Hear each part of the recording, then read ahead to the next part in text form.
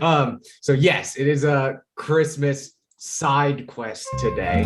As we head into Christmas, we're gonna take a flash back towards one of the weeks that you guys were just in school. So you all are staying level 5 the way that you have been. I'm not going to retcon any levels, no matter what time this took place. If it happened earlier, so it makes sense in the story, you just have Christmas powers. That's what happened. The festive spirit has like infused all of the students with joy and mirth. And so you are all like, whatever extra experience you needed is temporary to keep you level 5. Did this happen before or after the, like, what two big events was this between? Just so I'm clear about my item-wise. I'm saying it's probably right after the big hubbub with the Lord of Dust. So like school like is currently trying to figure out whether or not they can stay open, and like they're having all of those like press conferences. You all are still just being like, Soren comes up to you all and says that like, I know you just saved the school, you just helped us out, enjoy the holidays. So like during the holidays, is there anything particular that comes to your mind that you would do while you're just hanging out at school? Would I do a wild card for me and study maybe? Ooh. Seraphina, you're actually hanging out in the library. Cool.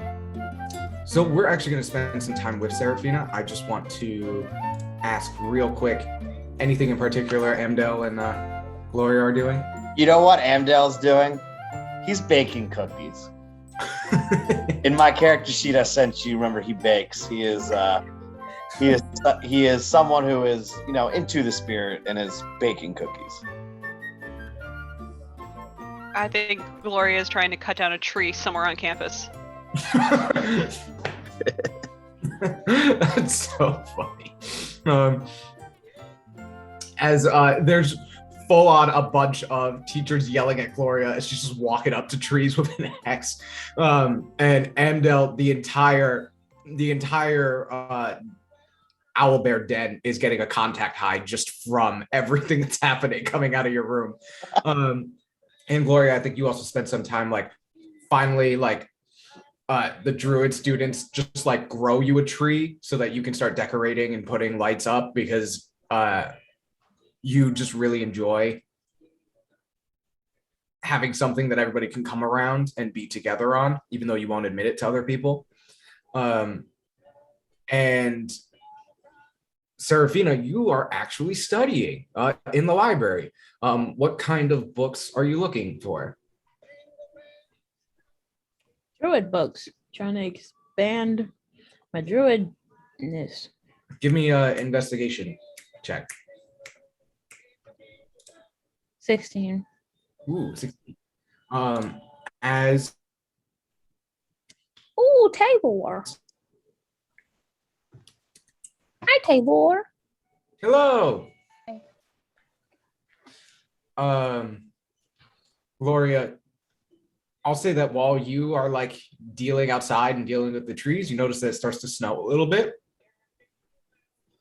And that's weird.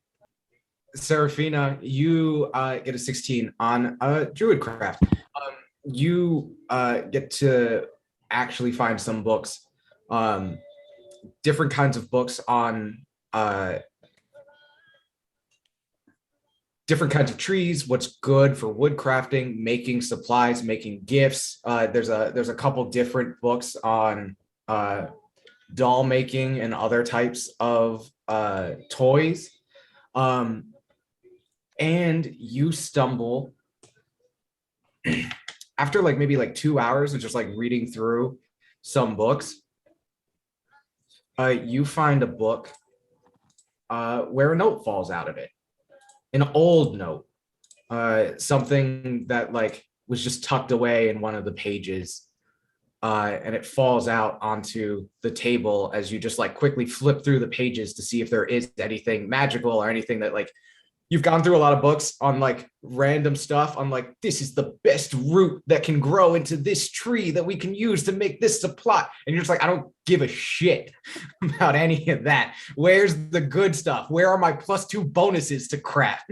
And this letter falls out. It is it is like very carefully folded. It's like one of those like, it's like origami, origami like folded into like a nice little envelope where like the paper itself is an envelope with like red and white designs on it. And so it's interesting as it falls and hits the table. I read it. So it says, to Serene. And then there's a short little poem there that reads, why did you leave me? I'm still here wondering, because I'm still in love with you. And then signed NC. And the NC and all of the letters are like beautifully done. Like really clearly this is like a master calligrapher as they draw, which you would notice immediately as you're proficient in forgery. So like just the penmanship itself is beautiful and really interesting to you. Do I recognize the handwriting and or no and NC? On a 16 investigation, it is familiar to you, but you don't know from where.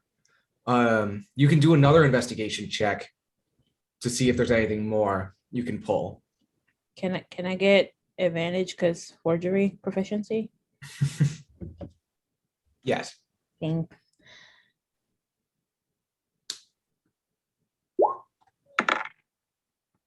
Cool. 24. 24. I got simultaneously the highest and lowest things that I can roll. Was it a 2? Yeah. Wait, if I roll a 1, I can re-roll it. Nat 20? I did. So the highest and the lowest thing that I can roll, but you said with advantage, so I'm going with the 20. Wait, 24. Geez. You were looking for magic. This letter is magic. There's just, it's hard to describe the feeling you get from the letter as you hold it, as a gentle breeze filters through the window and comes through the library. The breeze almost feels cold, but not in the bad, like not in the nippy way or the hard way, but in the way that you feel like I'd like to snuggle up next to a warm fire. And then you feel that the poem itself, the words flicker on the page, they bounce, swirl, pop off, and then fly into another book on the shelf. Do I see which book? Yeah, you can you follow the letters into the book. You pull it down, and you find a new poem. And this keeps happening as you see a number of books, all of them having to do with a lot of the similar books that you were pulling off the shelf, with the act of magically making something, to put your heart and soul into something and what that does. And you find the next part of the poem that goes, when blossoms are blooming, I would think of you. I am stealing this from somewhere. So I'm not, I copyright, don't attack me. I am stealing this and it is beautiful and I'm going to steal it and whatever. But it says, when blossoms are blooming, I would think of you. Clouds flowing freely made me think of you. So I wrote a little song hoping you would sing along. Back then it only was a year, but I was still in love with you. And that's the next part that you find. And then you find more and more to the point where Val is probably in the library too and sees you frantically pulling out books in different shelves. Probably wondering what you're doing. Okay. Are you making any audible noises while you're like reading and like rummaging through these books? I mean, I would imagine so because I'm a halfling, so I'm tiny. So I'm like, Oh, like stretching, trying to get the books that are too high up. can I reach for you and be like, here you go, tap tap. Y'all forget I'm like 3 feet tall. You like refuse to ask for help. Like you won't use the steps. You're just gonna jump. Like climb the thing and chuck it to the floor. And every now and then, as like you point at a book, Bubba will nudge it and just like push it off the shelf, and it'll land for you to grab. As you all piece this little song together, and not only that, but on a nat 20, once you start putting these things together, as you're pulling all of these little letters, these little poems tucked away into a bunch of different books, all of them starting the same way, to Serene, and ending with the initials NC. Question. Yes. Because I forgot to ask this, and you be tricky like that. Do I know a Serene? I only asked about an NC. Do I know a Serene? You do not know a Serene. Okay. Make sure I ask. You be tricky. I do be tricky.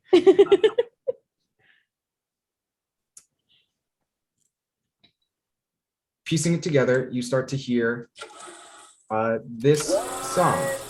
Why did you leave me? I'm still here wondering, 'cause I am still in love with you. When blossoms are blooming, I would think of you. Clouds flowing freely made me think of you. So I wrote a little song, hoping you would sing along. Back then it only was a year, but I was still in love with you. And I'm gonna stop it there for now, and the song will come back definitely. I was jamming. Why'd you do that? No, it's a very good song, and I'm gonna play it again because it's definitely really good and I like it. But like that, at least that's the part that you first heard, and the rest of the parts, the songs starts to come back. And once you put it together, the song itself seems to come to life around you in this library, with librarians starting to get mad as they start to hear songs, and you could see them start to get up from their desks and start trying to look to see where it's coming from. Mm-hmm. One of the students nearby says, "Oh, that's weird. I hear the professor humming something like that all the time when he's working." Which the professor? Professor Calcraft. He's the wood carver. Calcraft. Is that spelled with a C or a K? C. Interesting. Okay, the wood carver? Mm-hmm. I don't think I've ever been to that class. Do you know where that room is? Yeah, I think they keep it close to the kitchen. Mm-hmm. Just make sure you take a left, go up the stairs, and you'll probably find it really easily because he's basically always humming just a little tune. He's a really nice guy, kind of old though. I don't know if he can hear that well. Interesting.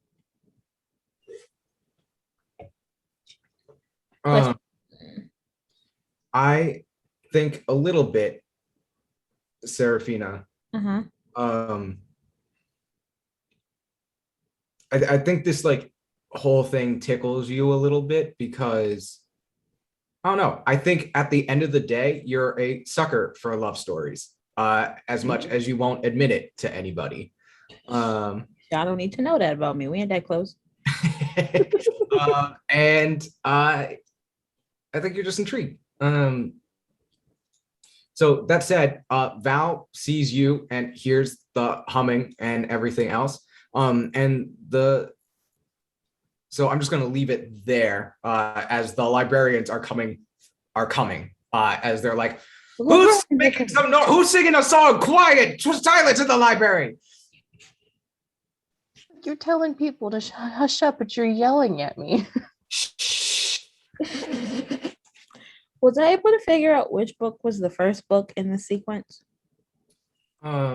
It was a book on how to make the perfect toy. That makes sense. Okay. So I grabbed that book and run out.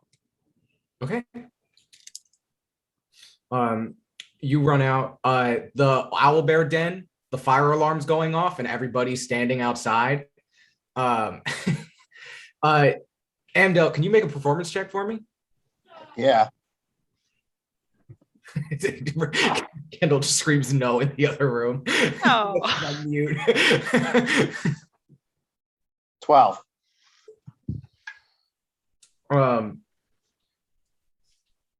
The gingerbread cookies actually taste pretty good.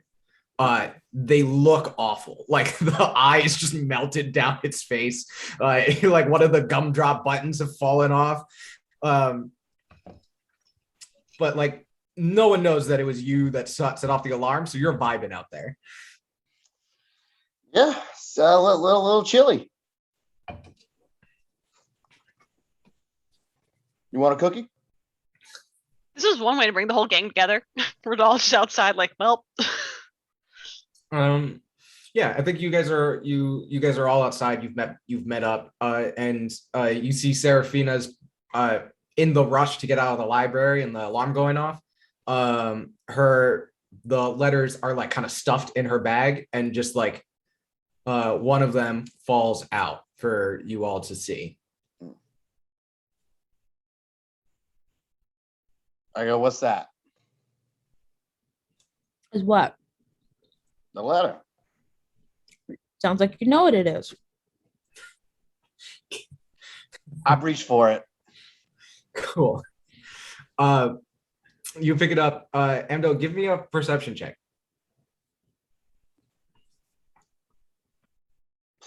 7. Pure smut. That's what you think it is.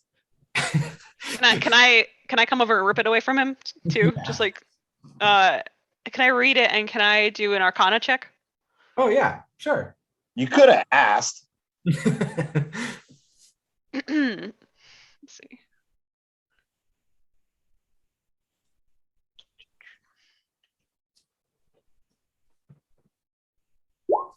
$19. Oh, shit. I just rolled well. I don't get any bonuses to that. That's. Oh my god. I basically want to know if I pick up on the magic that Seraphina picked up. Of course you do. Of course you pick up on the magic. I think I have an explanation as to why I'm picking up on it. And it's that, a long time ago, I went into Power's room and I saw a photo on her desk and the photo was alive. I asked Power about it because it was like the people were moving in the photo and stuff. And she said it's from some kind of house that like they put like a tiny piece of your soul in it. This is giving me the same vibes. Amazing. That is amazing because you have no idea how right you are. As you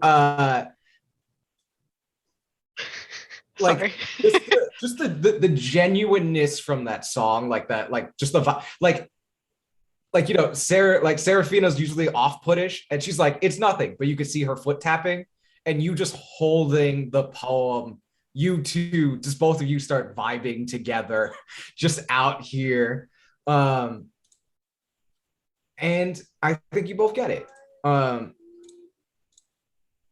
As you both feel like this urge, you want to talk to this guy. So I'm going to go. You can come with me if you like, but I'm going to go. Okay. Where are you heading? All right. Trying to figure out what this is. Are you coming with or can I go? Yeah, I mean, Paunch set the dorm on fire, so. Somehow I don't believe that. Deception. Are you or are you not holding a tray of burnt cookies? Perception roll, Amdal. And you can give me a perception check, Seraphina. I got a 9. A 9. So I got a 13 plus perception. You beat me. Yeah. He's full of I want to know how bad. I got a 19. Amdal shrugs and you guys move.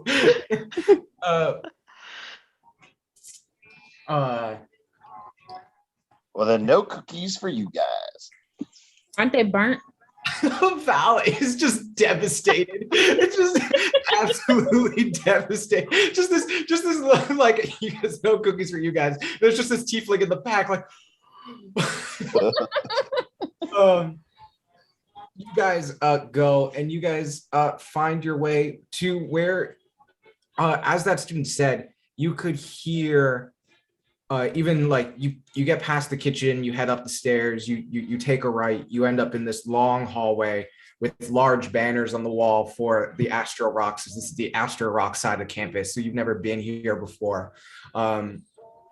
Lots of like astrological signs, scientific equipment down this hallway. Like where they keep all the bottles and the foods and the drink outside. So like this is the lab. This is where you go to work. Don't damage anything when you're in there. And even though it's kind of like quiet and silent, because it seems like everybody's just sort of outside enjoying the holidays and talking with friends or going home, you hear this song. Not somebody fully singing it out loud, but just like the beat and melody of it. Just like somebody humming it to themselves really joyfully and mirthfully. How echoey would you say this hallway is? Pretty echoey. I think that you guys are probably like the only ones in this hallway. And it's like fairly empty, so it bounces off the walls as you go through. I start reading the letters out loud.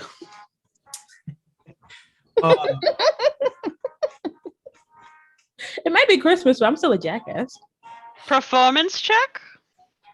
Give me a performance check. Performance, charisma.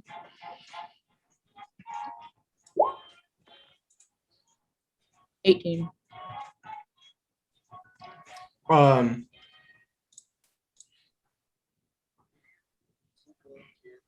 I think that you all find out that Seraphina can sing.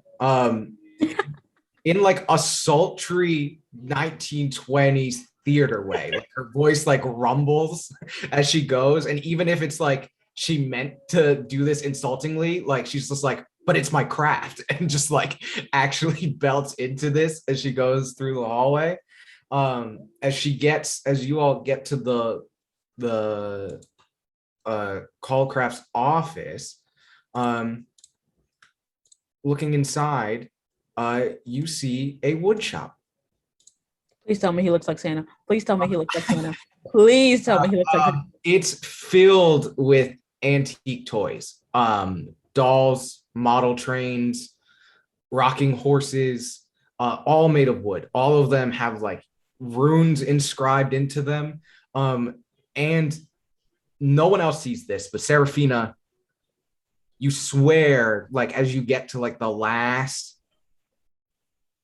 bit of the song, you feel like everything comes to life for like a quick moment, like everything turns and rocks and shakes in front of you.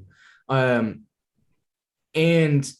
as you all walk in and start to pass all of like these shelves of toys, it's definitely like a knick-knack, like think Iron Man with suits, but for toys. Like this guy has not stopped ever making things.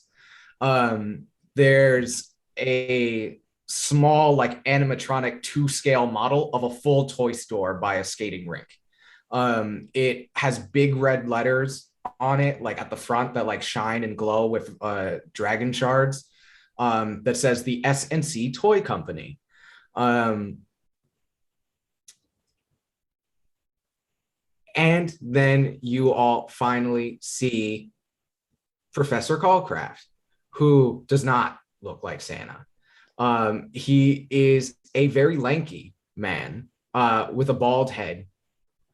But like bald, but then the bottom of his head is like actually has this long hair, which is usually like a bad combination, but for some reason he wears it so well. Like it's just like this old 60-year-old looking grandpa who's like so sweet. He's got a the back of his hair goes down to like right below his jaw. He's got like this funny trapezoid mustache. As he's sitting there with like a scalpel, carving a rune into a dreidel. He's got like a little bow tie, like a green and red vest. As he finishes, you can hear him like hearing the song. He sees you all, goes, "Oh, hello," and you see him spin the dreidel, and it starts to go and spin. And that same magic that was on the all these little poems and letters like glint in like little blue sparkles off this dreidel that just keeps spinning on the desk. As he turns to you all and says, "How can I help you all? It's the holidays. Why are you here in the shop? I haven't noticed you all before. You looking for an internship? How can I help?" I reread the letter because I'm surprised he didn't hear me singing it down the hall. I cut her off and be like, "I'm looking for a present for my little sister. Do you have any recommendation?"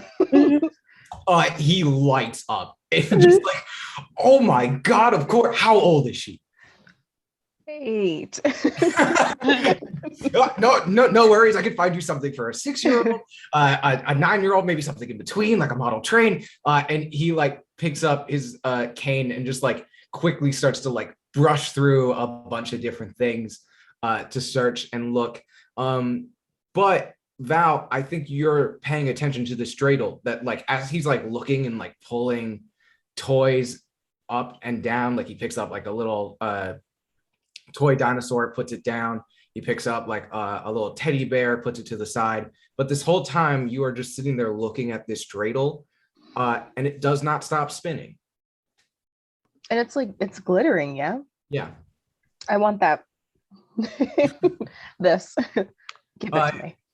He turns to that. That's a little forceful, but he goes, but this is the wonderful trick. Watch. The person that figures out how to make it stop spinning can have it. Do we have any clues? You can't touch it. Is that the only clue? I throw my dagger at it. The dagger hits the dreidel, Bro. bounces off, it wobbles, and then it keeps spinning. Oh, this is so cool. Okay. As you like do that, and he sees the mirth in you, he's like, "Oh." Is there anything like what else is in this toy shop? Like what kind of toys? I think like imagine a 1920s antique shop, right? So like Raggedy Ann's wooden horses that little kids can ride on, but like they're like really stiff, like it's like the straight legs and the really thin thing, and like the probably not comfortable chair, but like it just looks so like inviting. Little like army men, like lots of little things, or like all of those like little tiny figurines that you can make models out of. So like when you saw that model skating rink, it's like a whole town that he put together. Can we I don't have any like detect magic, but can I investigate this dreidel some more? Yeah.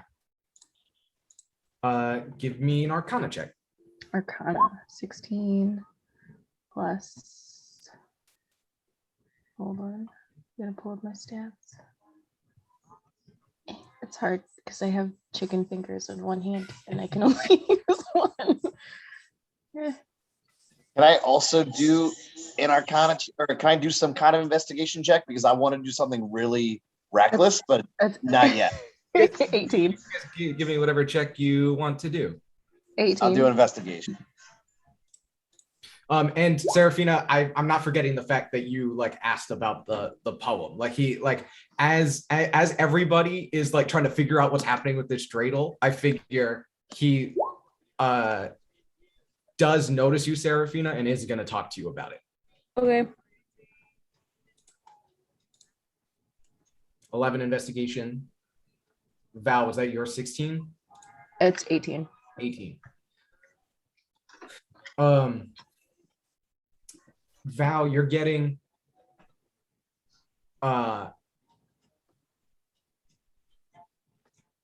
it's like it has everything to do with concentration. Like something's happening. Like I don't know. I also feel like you're getting a Schrodinger's cat kind of vibe. Like there's a condition. There's like a condition to what's making it spin. Like it's not even just like how forceful he turned it or something else, but like if this, then that is what you're getting. Amdal, what are you looking for? Amdal is gonna think, I really want to blow this place down, but also this guy seems like a nice gentleman, so I want to make sure that me blowing it down is the answer before I go full batshit. Like the room or like him or The dreidel. Or the like blow the dreidel. Yes. On an 11, you don't like it's you could try anything. I have an idea, but Chris, can I private message you? Yes. He'll transform once we give him Christmas spirit.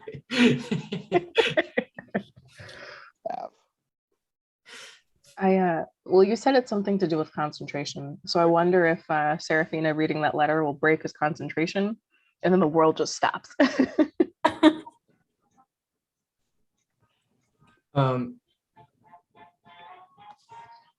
Gloria, it's a nice thought,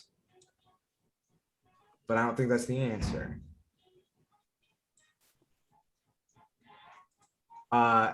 As he looks around and says, so are you stumped? I want to cast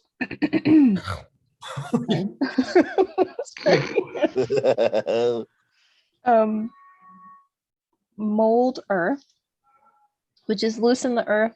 You can continuously encave it, which doesn't. Is that a cantrip or like a level 3 spell? This is a cantrip. Okay. Mm-hmm. I have another one, which is like something else earth related. No, go for it.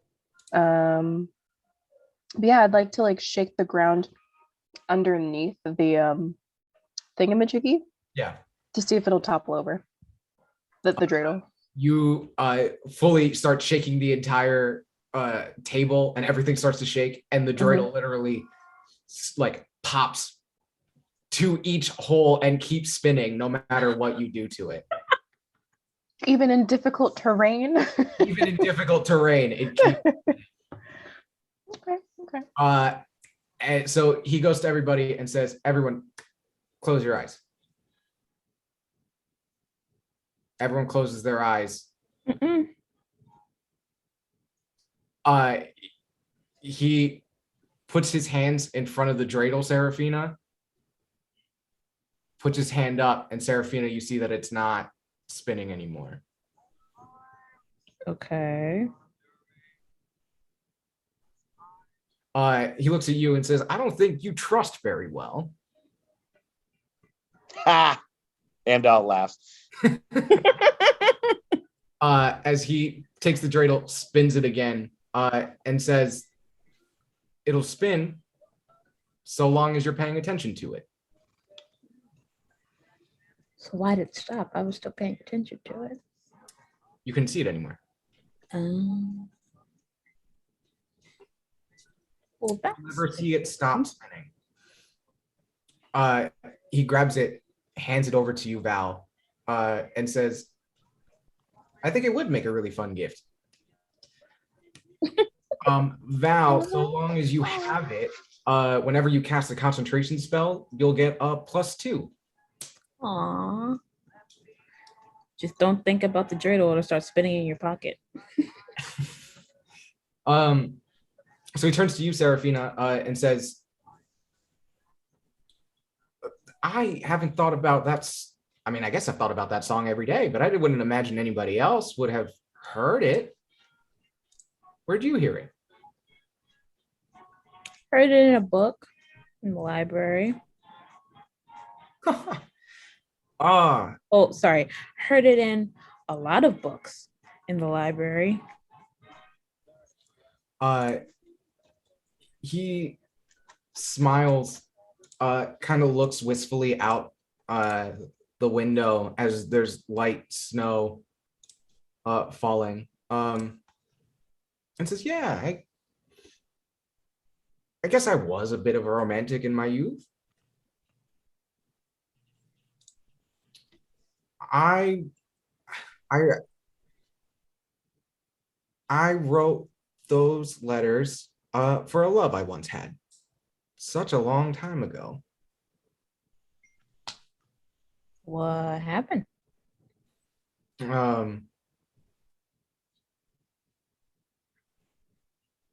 and Serene, we were gonna make a toy company together. We had dreams for it. As you guys see that like figurine toy house over on the other table. We were making lots of toys together. And then when I was drafted into the war and I had to leave, I sent poems like these back to her, and she'd respond back to me with letters wishing me to come home. We kept sending things back and forth. I asked her to meet me at the lake. That lake is in the Little Barrington up in Middle Sharn. On the day when I got out of the tour, and she responded not with a letter, but like this over here. As you see, like a big chocolate teddy bear, basically a teddy bear sized chocolate statue that like he has to the side, that again you feel magic off of. Like it's never gonna melt or go bad. Like I take out my knife and I cut like a really thin sliver on it and try a taste. Nope. I grabbed his wrist. Dexterity check. No, because what did I say about souls being inside of shit? I'll say Trying to get us kicked out. We trying to learn here. I'm not trying to be a dick. And I'm just Don't cut the emotional support I'm not chocolate. stabbing. I'm getting a taste. two things with here, right? One, give me a perception check, Gloria. Stealth check, Amdal. Thank you. 23.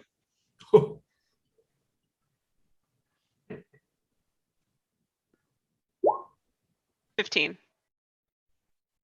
I understand your drive, Gloria. But on that point of like where I said that you're more right than I expected, you notice a photo off to the side next to the bear, of a woman in a nice flapper outfit, with smiling, holding what looks like a really beautiful porcelain doll.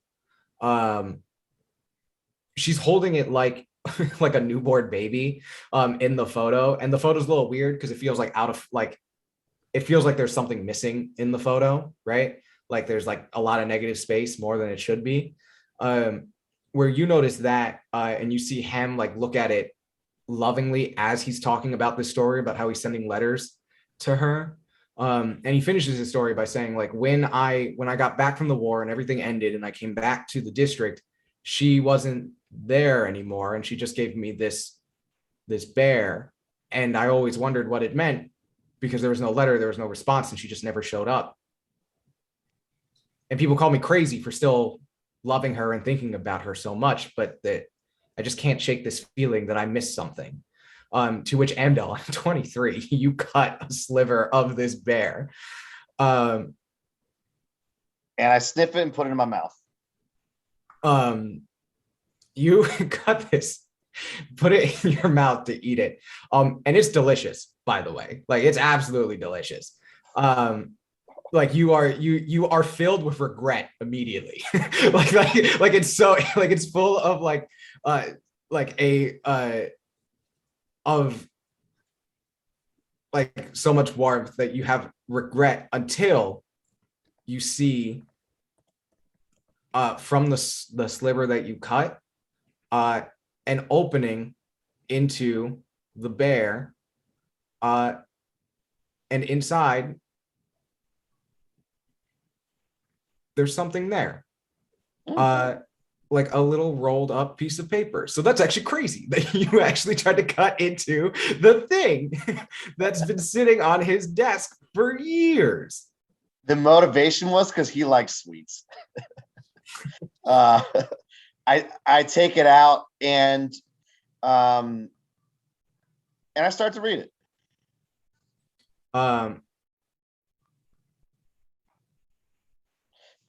But if there's any part where it gets personal, I hand it directly to him. Okay. Yeah, so and I'll say there's like non-melting. So like the reason why it's not melting is because like he carved some non-melting runes into it, right? All of his magic comes from like what he carves into stuff. Amdal, this is what you read. Do you remember the chocolate eggs you used to give me in homeroom, Noah?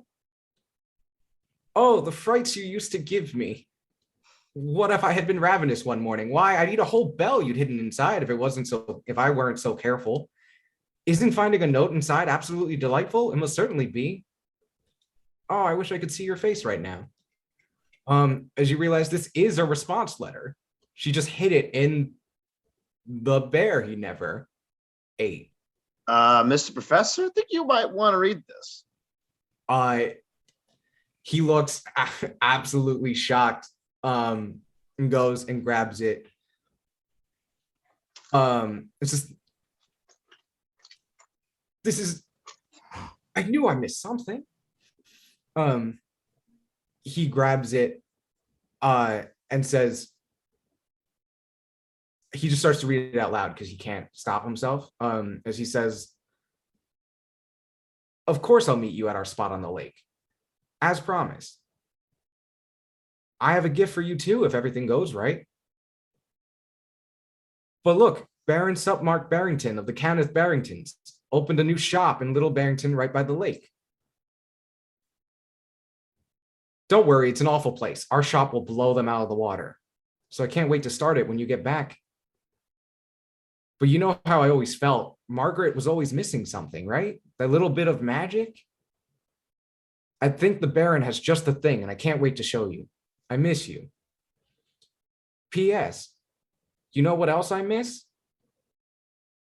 And then he trails off, and then he like blushes, and he's like, I'm not going to read that part.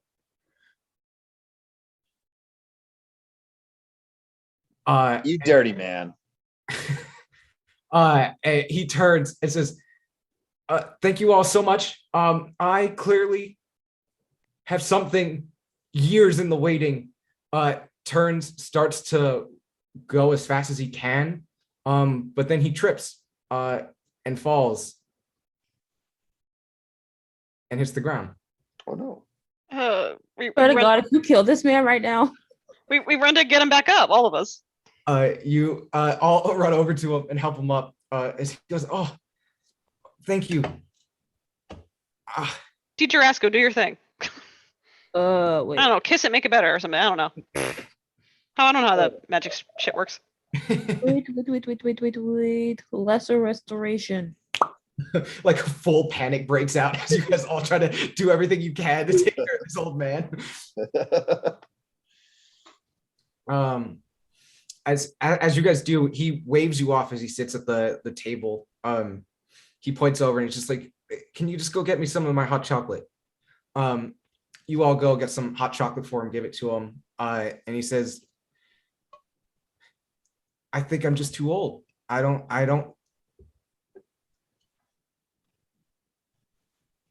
I don't know if I can.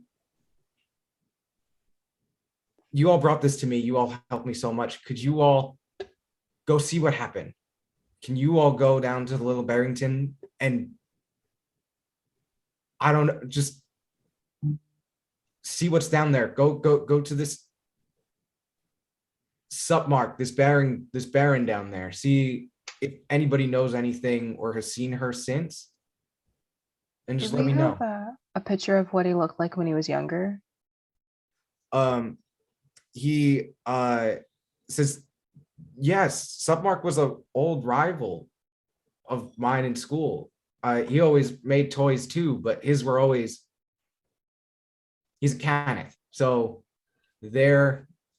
he's not a D Caneth. He has no dragon mark. It was always a chip on his shoulder this whole time. So he points over to like his little scale model and he's like, my dream was setting up a toy shop in by that lake. I didn't have the startup. Serene was such a talent that together we were going to be able to start up the money to start up that business. He's a Caneth, so he just had startup money to begin with. So if you go down there, you'll find Barrington's toys, tots, and tobacco running out of that place. It's just a full factory. And I think that he is a monster because he pairs his toys with nicotine products to get them hooked young. Wow. He's an absolute monster. Chain smoking teddy bear. But he makes money. And I kind of got pushed out. And at least Gilly has given me a space here in the school throughout to teach students woodwork and to give gifts to people and make happiness. But I guess I just kind of got pushed out. And he shows you a photo of Supmark, who in his youth was a like tall built man with a black pointy beard, cartoonishly evil, you know, like the pointy pointy beard that goes out and down, the goatee. His eyebrows kind of like flicker up like little fire things. Bone white, like the whitest man you've ever seen. And like a big puffed up chest like Gaston, who's just like smirking in every photo. As you see him with his where you see like all of his, like he's like holding up like proudly like this shitty looking teddy bear with like fuzz coming out of it and a big cigar out of its mouth next to like Serene and Noah happily in this old photo with this porcelain doll. As he says, I think that's the thing I want you all to look for. Margaret, that's what we call that doll Serene was working on and that we worked on together. That was going to be our masterpiece creation that we were going to have, something that would actually give joy to any kid that we gave it to. The problem was that we were missing something. There was a magic piece that was missing, and I think I know what she was looking for. It's like a needle. He looks back at the letter and says, yes, this. As later in the letter, after like the smutty piece, she then returns to say like, I do think I do believe that Supmark might have found the silver needle we were looking for. I mean, I pricked myself, but I think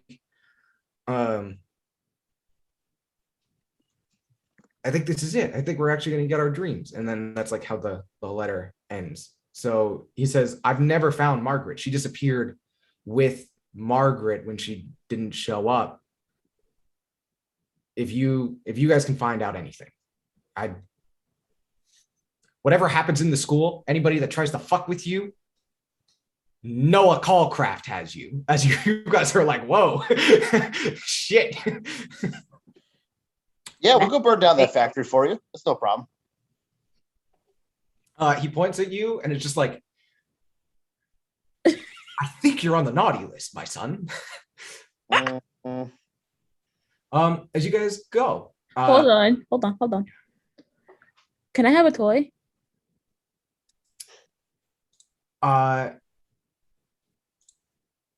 He looks at you and says, I mean, of course you have a toy.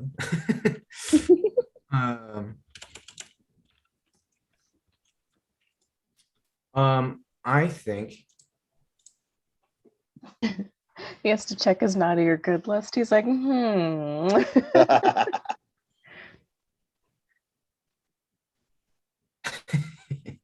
Play that. No, I'm not gonna get a toy. no, I'm not gonna get it.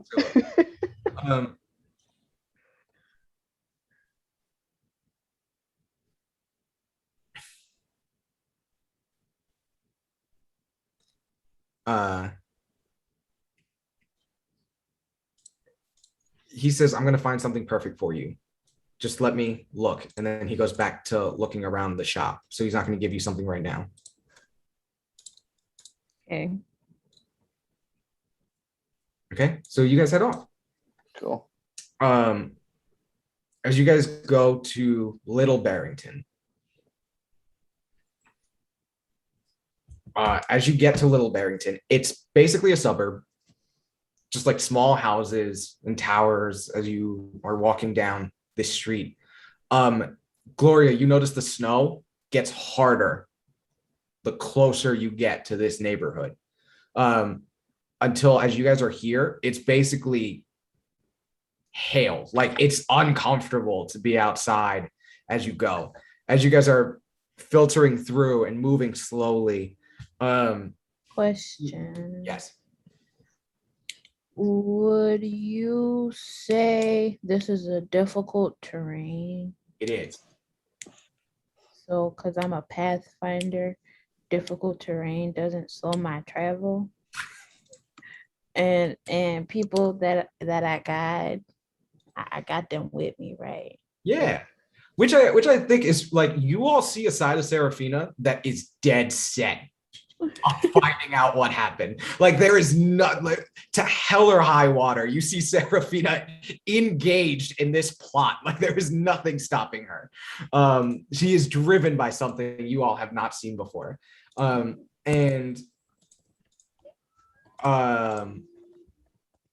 You see townspeople in the neighborhood,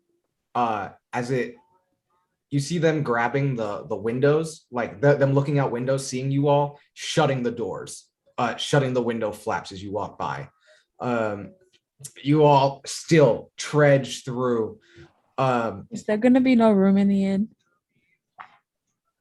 As That was funny. Why didn't I get a chuckle? Wow. Okay.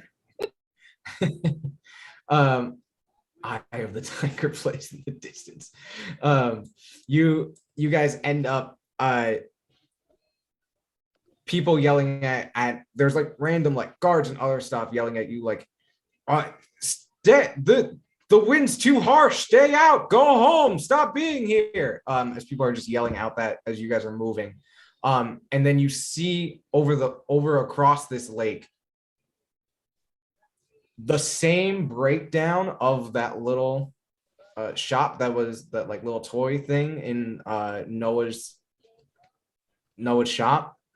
It's like a dark copy of that, where you see that lake, but cracks running through the entire lake up to this field of trees that are all dead.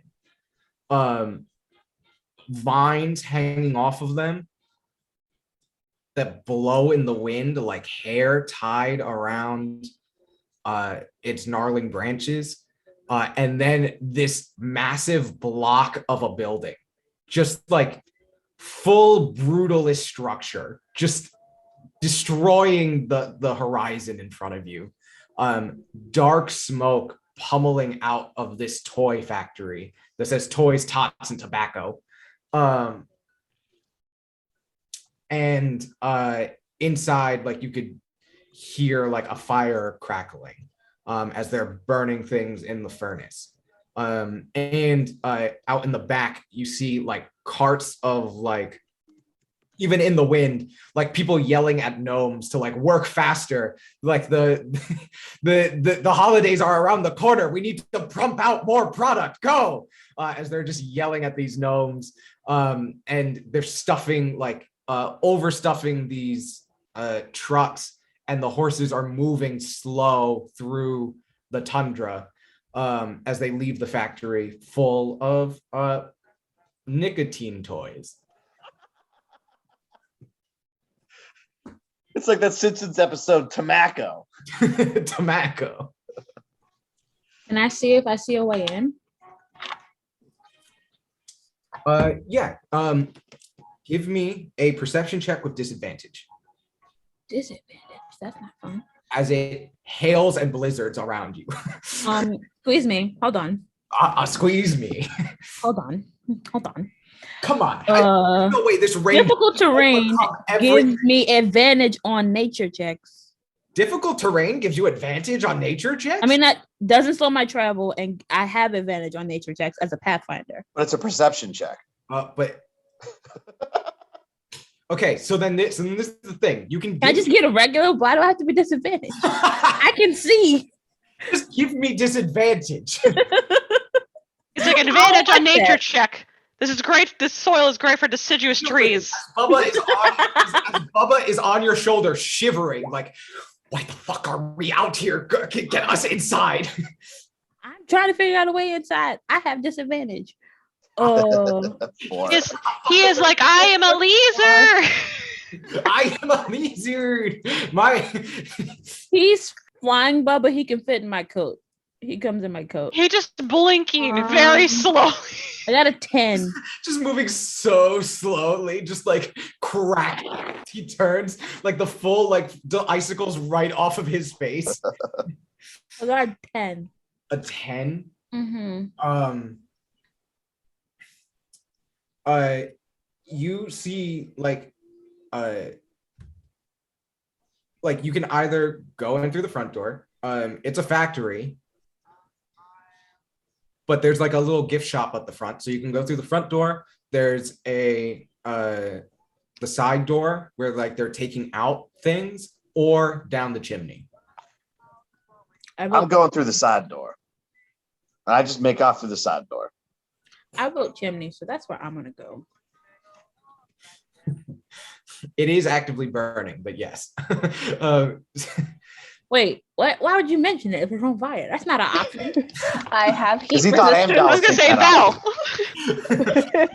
I was like, fucking peace. Never mind.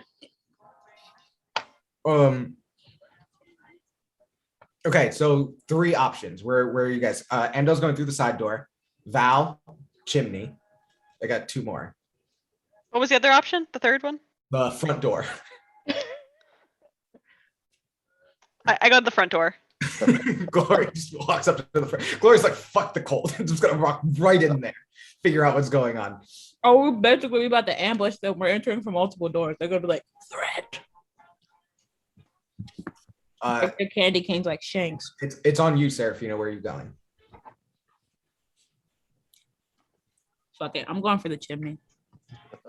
Seraphina and Val, you head off the corners into the chimney. So I'm going to want to give some things. So Val and Seraphina, could you give me an acrobatics check? Gloria, are you just walking in stealthily or not? I'm going to knock on the front door. Okay. Knock first too. Wow. I'm going to be a distraction, guys. So cool. So I'm gonna need a. So then, Gloria, we'll work with yours as it happens, right? And then Amdal, you can give me a stealth check as you go around the side.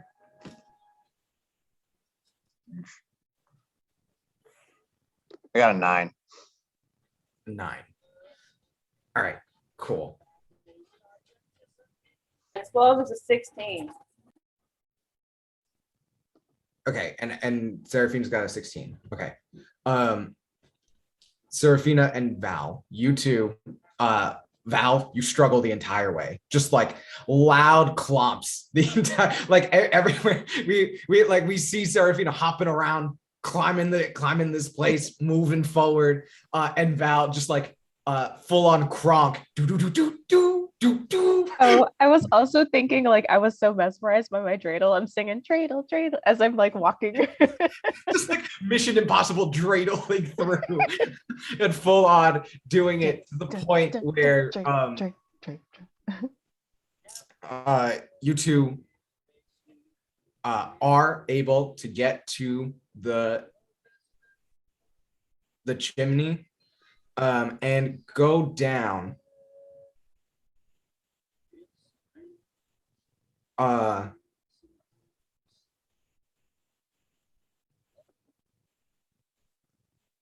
yeah, we'll get to you because you two are able to get to the chimney and go down, and it's not on fire, but something happens when you get to the bottom.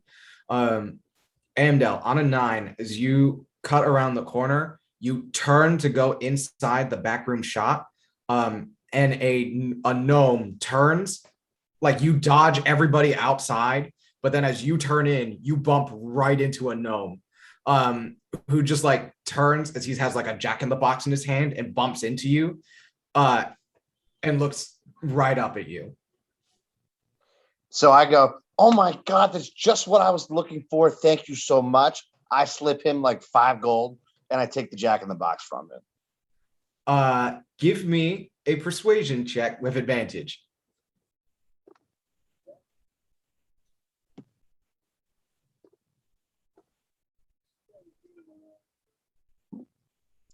Four plus 19.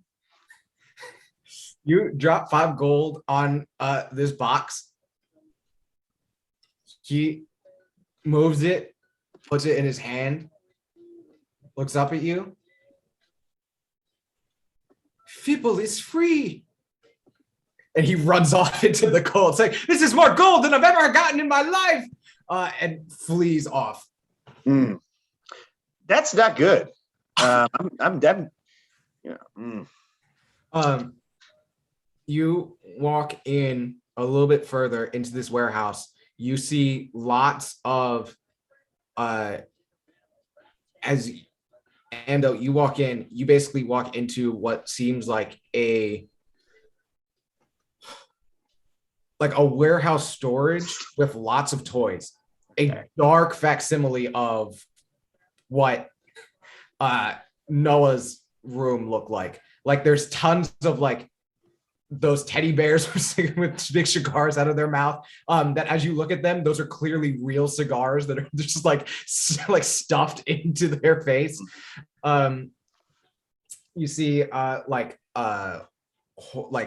horses, like rocking horses, but all of them have sharp edges and they were not sanded down. Just a whole bunch of OSHA violations this entire road down. Almost every toy has small, tiny bits that you can choke on. Who buys this stuff? God.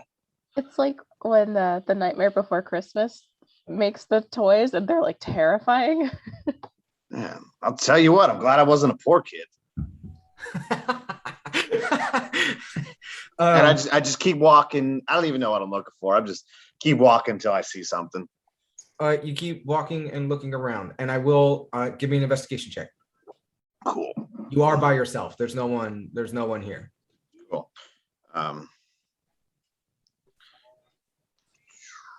Investigation. Hold on, I gotta roll D4. 19.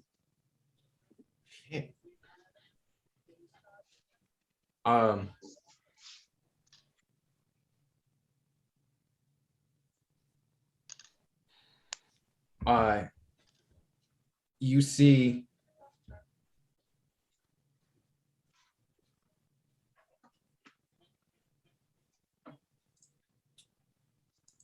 that's actually really crazy. You see you see lots of stuff, like lots of these toys all around. And then you walk into a room that kind of feels like a treasure trove. like in a way of like, you know, like if you walked into an antique collector's room house, you know, when you walked into the room that's full of antiques, like the things that he's actually taking care of and making sure is nice. There's a lot of like, it's like a red and gold room, lots of like really fancy, unique toys that is very clear. The people that made the toys outside did not make these. These were bought from other master craftsmen and brought here, right? Yeah. And then you see a locked box made of glass. Is there anything out there that looks expensive? Basically everything in here, if you found the right buyer, very expensive. I am taking as much as I can fit into my backpack. You start grabbing a bunch of like these little porcelain dolls and start putting them into your backpack.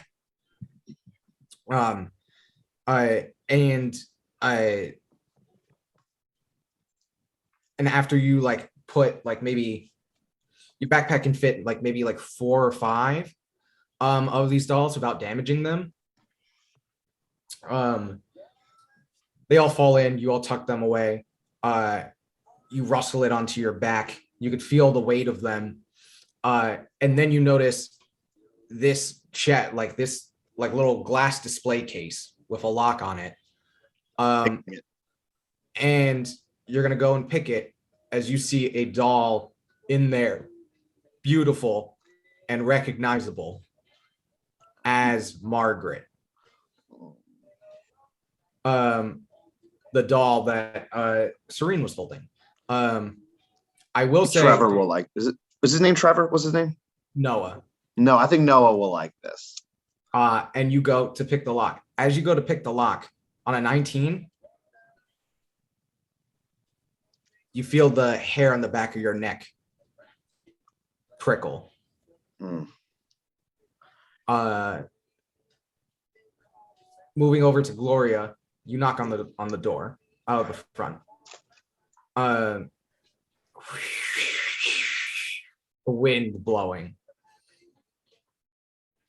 A bell rings off.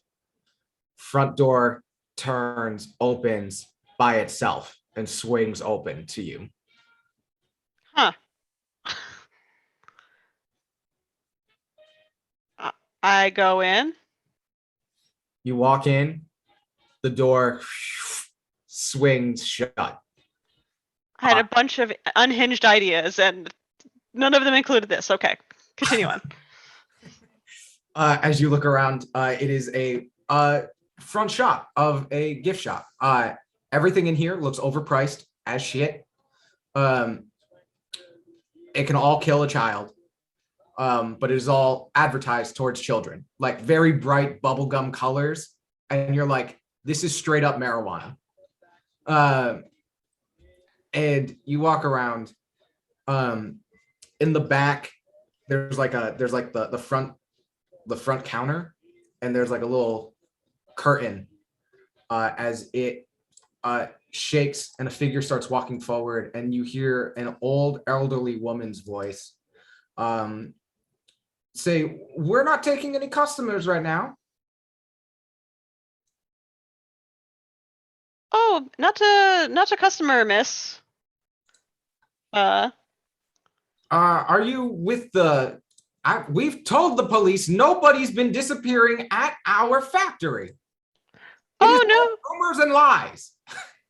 Oh no, miss. That is not why I'm here at all. In fact, I'm from the local orphanage, and we are coming to thank you for your generous toys.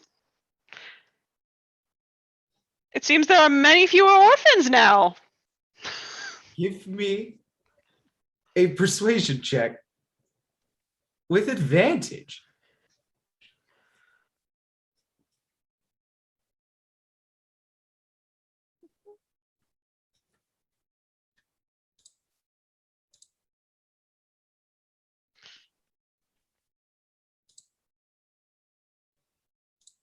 $16.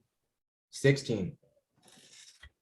She comes out and it's just like, you can hear her rustling, and it's just like, quite right, we do deserve a reward. I've been telling Mark this entire time. We've been working so hard, and people do not give us enough credit. As this woman comes forward, she's larger. She has she's definitely like a big pear framed woman as she comes out. Has a familiar flapper hat and a low cut haircut. As coming out is just this elderly woman who says, make sure that when you give out whatever reward you're about to offer us, that you give it to Mr. and Mrs. Barrington. Oh, I'm sorry, you misunderstand. You see, the gift was holiday cheer. I fully want like Seraphina to be listening in on like the crystal radio.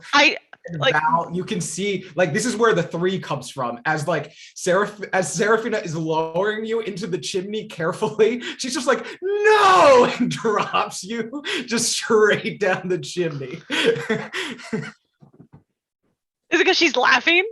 No, like she's like devastated. Go, keep going, Gloria. Yeah. Just for understanding, Gloria is doing her best Ariel like mom impression. Like she's like, this is what high class people sound like. She looks at you.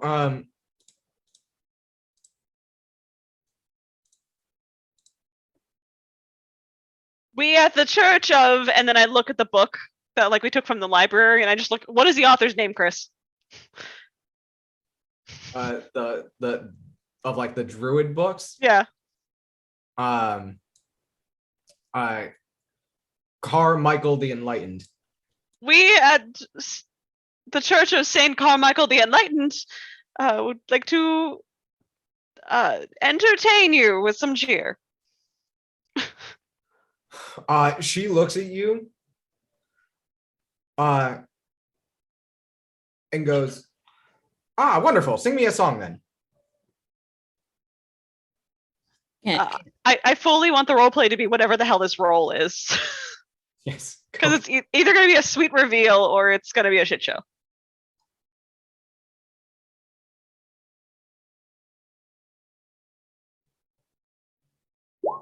It's an 8. Okay. The explanation for this is Gloria had a sad childhood. And all the songs are just like snippets of ads. Snippets of ads that you're just not the full song, just like the Toyota-thon, like da da na na na, like don't know the words, but just it's making noises. Just honking in the lobby. Just bing bong. Bing bong, bing bong. Da, da, da, just it's not good. She sits down and goes, well, I want this to take as long as possible. Like holding out a note like you think is done, and then it starts again. Yes. Like I'm trying to do a round as a one person, because I'm trying to buy them as much time as possible. As she goes, okay, well, that is wonderful. I think I'm gonna get my husband now. As she gets up and turns around, she's like, I'll be right back. She turns to walk out and says, honey, and deep behind her, down a hallway, you hear an elderly man call back, yes, Margaret. And so we're going to cut over to Val, who is falling down a chimney. Give me another acrobatics check. If it is lower than a 10, you're going to take damage. I activate Featherfall. Wow, that's amazing. That's a good reaction. As you flit down, and you can make other people fall slowly as well. So you and Seraphina can both flit down, flicker over, land in an office where in this office, the wall is covered in snow globes, tons of snow globes that run the whole wall up. And these snow globes, you feel magic coming off of them, and you need to do more rolls to figure out what's going on. When on there's like a little desk there. On the desk is like a little coffee mug. And you two can smell hot chocolate coming off of it.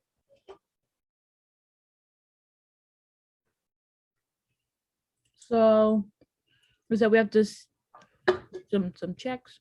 So can we do some? Yes. Figure out. I'm gonna tell you, I think it's soul globes. I think there's souls in the globes. It's some freaking Krampus shit. All right.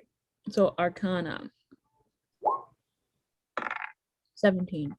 Ooh.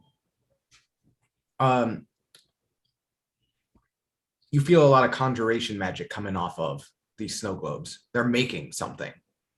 The snow globes are making something? Mm-hmm. It's sort of like a battery.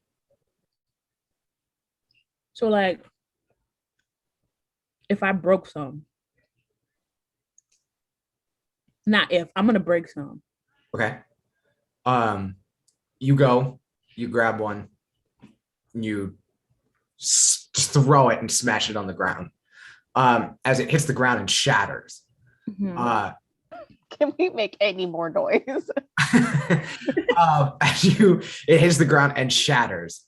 The wall, there was like a dim glow off of them.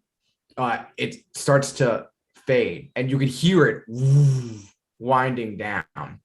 Mm-hmm. As looking out the window, the snow starts to stop. That's fun.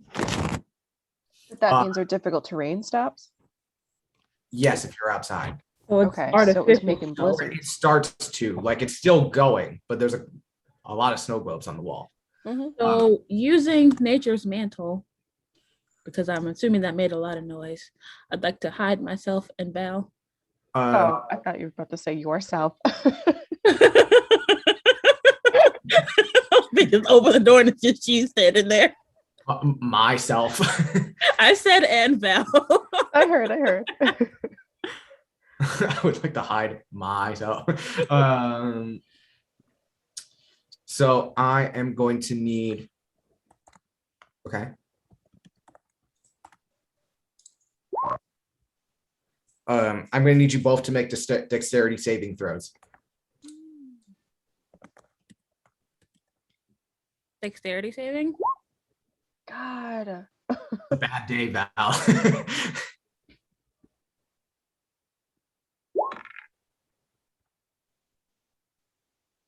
11. 11. Ooh. 6. Was it a DC 4? It was not a decent.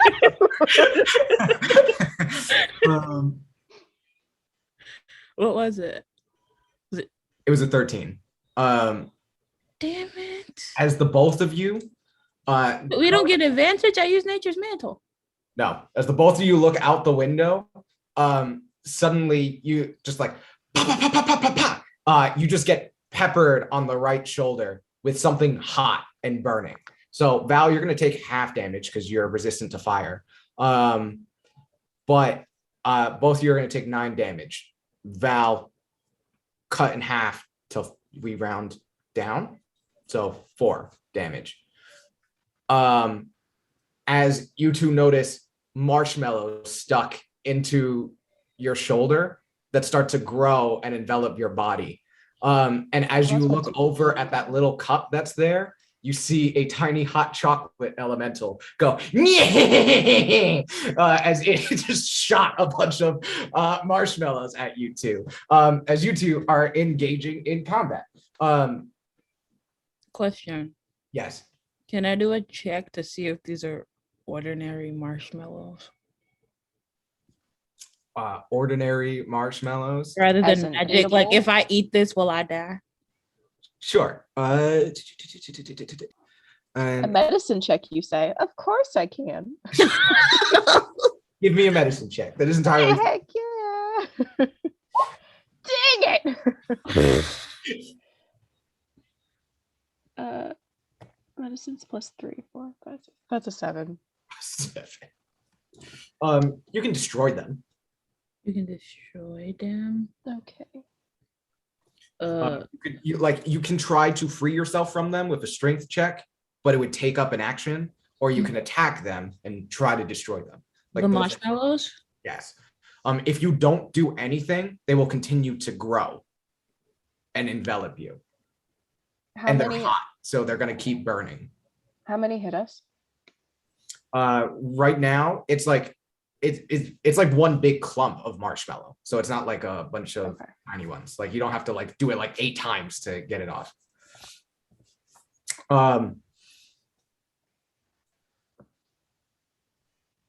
Amdal, what are you doing now that you had your you're muted, and I feel like you also hear the crash of the snow globe. I roll my eyes because I know someone's not being stealthy.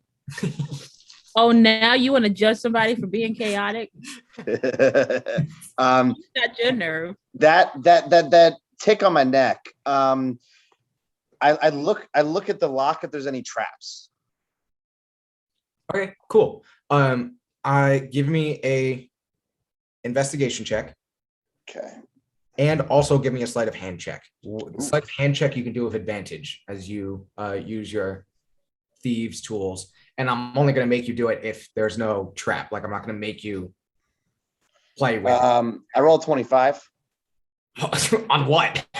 So I have +3 investigation. I rolled a natural 18, and then also I got a plus D4 on all investigation checks because of my Water's intuition. Okay, so oh my god, And I got 4. oh my god. As you notice the doll Margaret inside the container is like seated in a weird pose, like curled up like a ball, right? Oh, jeez. Off in a corner of the thing. So like, even though that there's like a stand in the center for her to like actually, like a doll that you want to show off, you would put there, right? Yeah. But instead it's curled up sadly in the corner, which looks very off to you. I'm gonna let you try to figure that out, and then I'll just tell you what it is, because you got 25, so I'm gonna tell you everything, but I just want to I tap on the glass. If I just start tapping on it. As Margaret sits up and turns and looks at you. What the fuck? I take out my rapier. You take out your rapier. Margaret stands, walks up. As it's soundproof. I can't hear you. Okay, hold on. I sheath my rapier back. I'm gonna pick the lock. Give me the sleight of hand check with advantage. Cool. If I'm using my thieves tools, do I add my proficiency again to that? Yes, just the once proficiency. Oh, okay. 23. Incredible. You just like it's not even like, it's like, this is no magic. Like, you've dealt with Soren's locks that are magic riddles. You're just like pop kick, and the whole thing just breaks open. The door swings open, and the doll goes behind you as you go to turn, and all of the dolls that you had in your bag all come to life with needles as they all go to strike at you. I throw my backpack off of me. You throw your backpack. I am still going to make 2 attacks on you. Okay. So one is going to hit. Okay. So there were 6 of them. One's going to hit. I'm going to take on the one that hits. I'm going to use my reaction to have that damage. Okay, great. It deals 4 damage to you. So it's going to get cut to 2. 2. So really nothing. It stabs you with a light prick as you see like a silver, like all of them like pulled out silver. Basically, as you turned and you saw them in your bag, they all basically reached into their chest and pulled out this silver needle. And then they all went to stab you that was sitting in their chest. So while they stab me and I'm throwing my backpack off, I obviously I'm freaked out. So I'm going to use gust of wind to blow the bag as hard as I can, try to smash it against the wall. Okay, awesome. Gust of wind goes up, the bag moves, all of them get flung 40 feet away from you. Okay, so they go like scattered, just like a bash of just like limbs, like these little bodies just clank and like just inhumanly bounce around as they go flying. I'm going to need you to give me a charisma saving throw. Oh fuck. 16. You're fine. Cool. You see these dolls, the wind is blowing dramatically in this room. Now everybody else hears wind blowing, ice crashing, elemental screaming. And Amdal, you see these dolls get up, go and like flee into the dark corners of the room as they all start to disappear in front of you. I'm taking what's her name? I'm taking the doll in front of me. What's her name? You know her as Margaret. Margaret, we are getting the fuck out of here. As the doll goes, don't ever call me by that name. Whatever your name is, we're getting the fuck out of here. Serene. Okay. As she jumps onto your back. Cool. Yeah. I also my rapier and my dagger is out at this time, or but just my rapier. Just my rapier is out. And I'm trying to get the fuck out of here. Cool. We'll freeze it there for you as Gloria. you are like just this woman who you heard her name was Margaret Barrington walks away into the back of the shop. And you're sitting there just like listening to elevator music. Do you want to do an investigation check to try to figure things out? Yeah. I feel like you are also like hearing all these things like on your crystal that you have with them. I'm fine with you all having a sense of what's going on in all of the other rooms. Yeah, I feel like Amdal's screaming about the Chuckies in her ear. Oh, they're fucking Chucky dolls, fucking. You put those pins away. Voodoo shit stuff. Yeah, so I guess I'll do investigation check. Sure.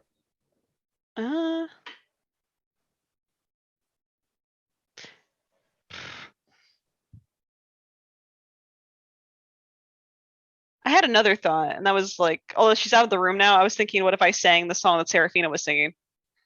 Albeit probably not as well as Seraphina, but like if that registered anything to her. Sure. Investigation. I think that's actually really cool, and I don't know if that would help my investigation. I'll give you advantage. All right. I think that's actually really cool. 19. She looks exactly like an older Serene. The problem is as you sing this song, there's no recognition of it at all. As she like hears you humming, looks out at, like opens the curtain to look at you, disappears, walks away, and then Supmark comes out from the back as an old leathery hand comes through the front, pushes the curtain aside, and you see an ancient looking fat man, old gray skin, like that those like little pinpoint beards in the shark thing, it's been such a long time. They're just withery gray. And they go into a long beard in front of him. He's got a big humpback as he comes out and goes, we're not signing up for anything. So all of you like little Lord of Witness, Lord bunch of cultists, get out of here. That's hilarious to me because that was like one of my unhinged ideas.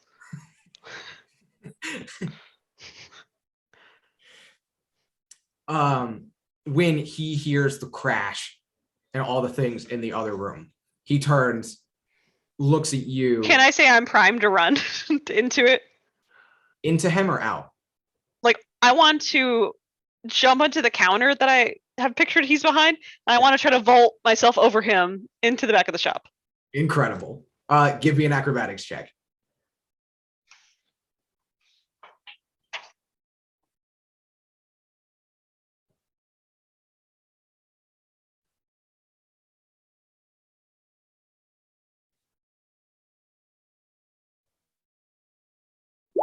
Oh no, it's a 5.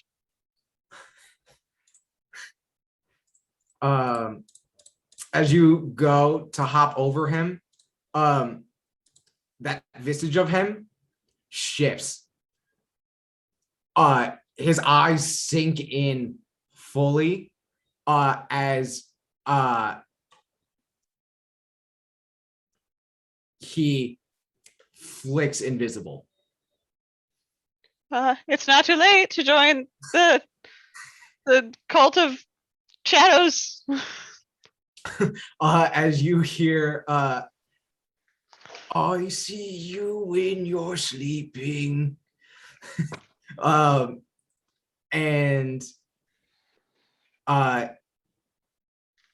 he's going to try to attack you out of the darkness with advantage.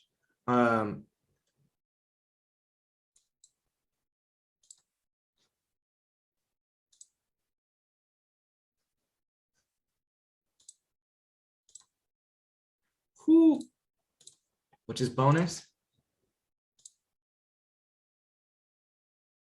Oh my god.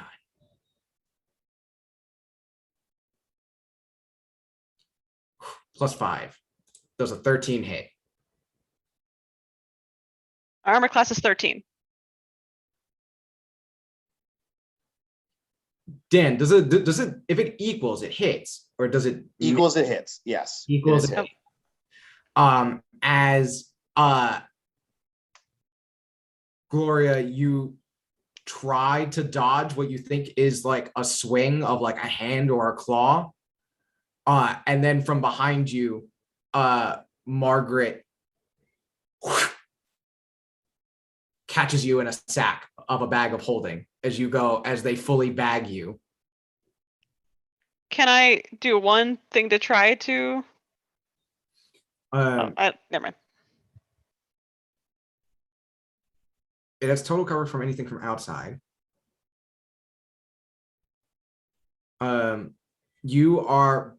You fall into a bag of holding. So like everything is like floating around you. There's a lot more space and stuff. So basically you just kind of like. I'm in the sunken place, yeah. Yes. As you just hear like the like the echoey words of everybody outside. All right. So here we're just gonna go like in order around, right? And then you just tell me like there's no initiative. It'll just be like I'll just keep going like monster, then you all, monster, then you all, right? So we'll start with Seraphina and Val. Layout of these rooms is basically Seraphina and Val, you two are on like the second floor, basically like directly above where Gloria is at the front desk. And then Amdal, you are down the hallway that they were all at. So basically like where you were, Supmark was in a room real close, and then he like went down the hallway. Mm-hmm. So like you guys are maybe like, like a good 40 feet from one another. If you like smash through a floor somehow, you'd fall right on top of each other. Well, it's not like that hasn't happened before. Yeah. Question. Yes. In like the grand scheme of things, Do I currently have the orange liquid that I got from the last time we played? No. Not yet. Okay. Oh. Oh. As the hot chocolate goes, "Meh. You always drink me, but I will drink you." What? Does that mean you're drinkable? I wouldn't try to. Oh my god, that's terrifying. I use the power of suggestion. Let me drink you. Val, I'll let you do an intimidation check on that. Hold on. What's my intimidation? Intimidate. Oh, it's not okay. Yeah, I'm gonna try. That's 18. Ooh, all right. So I'm gonna do a wisdom saving throw. Its wisdom shouldn't be high. 0.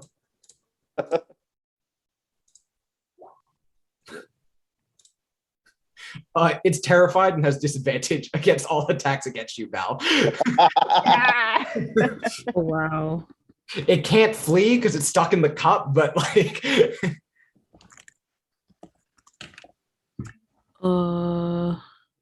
so now I need to decide what I want to do, huh?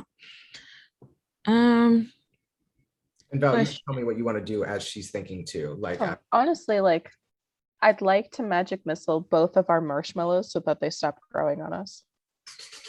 okay, cool. Roll damage for that. Hold on. They're D4s? Mhm.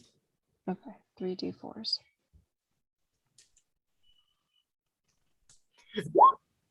That is Ooh, perfect. They have 3 HP each as you pew, pew, pew, and knock off these marshmallows off of Seraphina and you. All right, Seraphina, what are you doing? So the marshmallows are no longer a danger, just the hot chocolate itself. Interesting. So how far are we from this thing?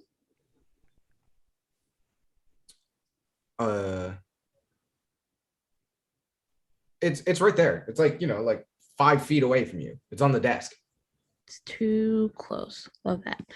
All of my stuff is long range. I don't ever get up near stuff. Ooh, can I stab the mug with an arrow? Yeah. I just want to break the mug. It's a liquid thing, right? Yeah. The mug is notoriously breakable. Oh, sorry, not with an arrow. What do I also have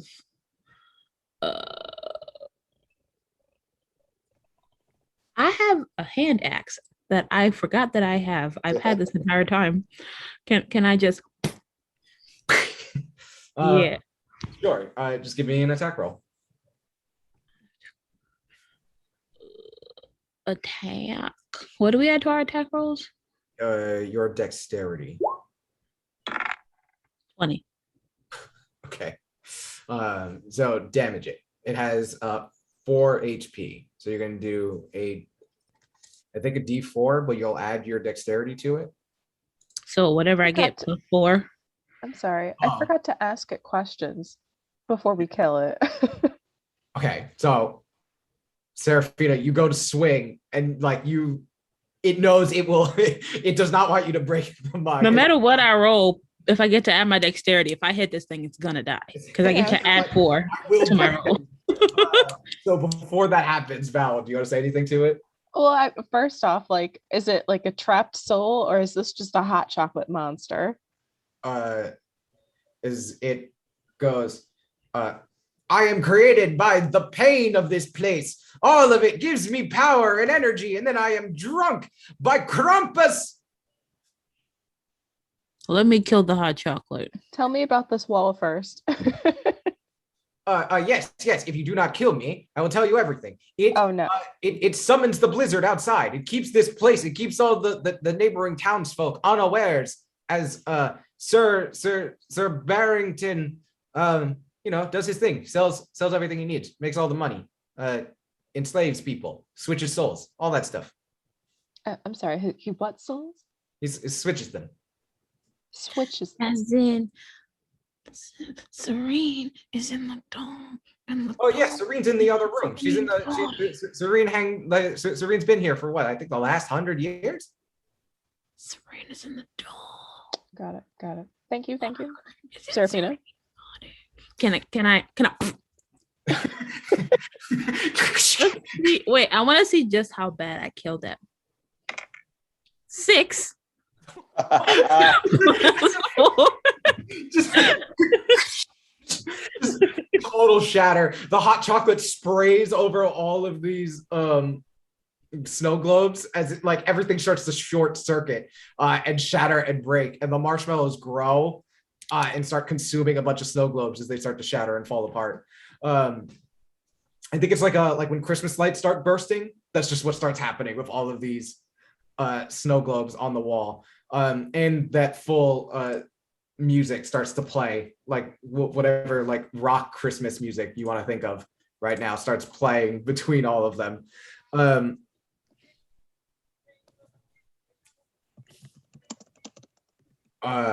then you two bolt it out of there as you do you head for Gloria or do you head for Amdal?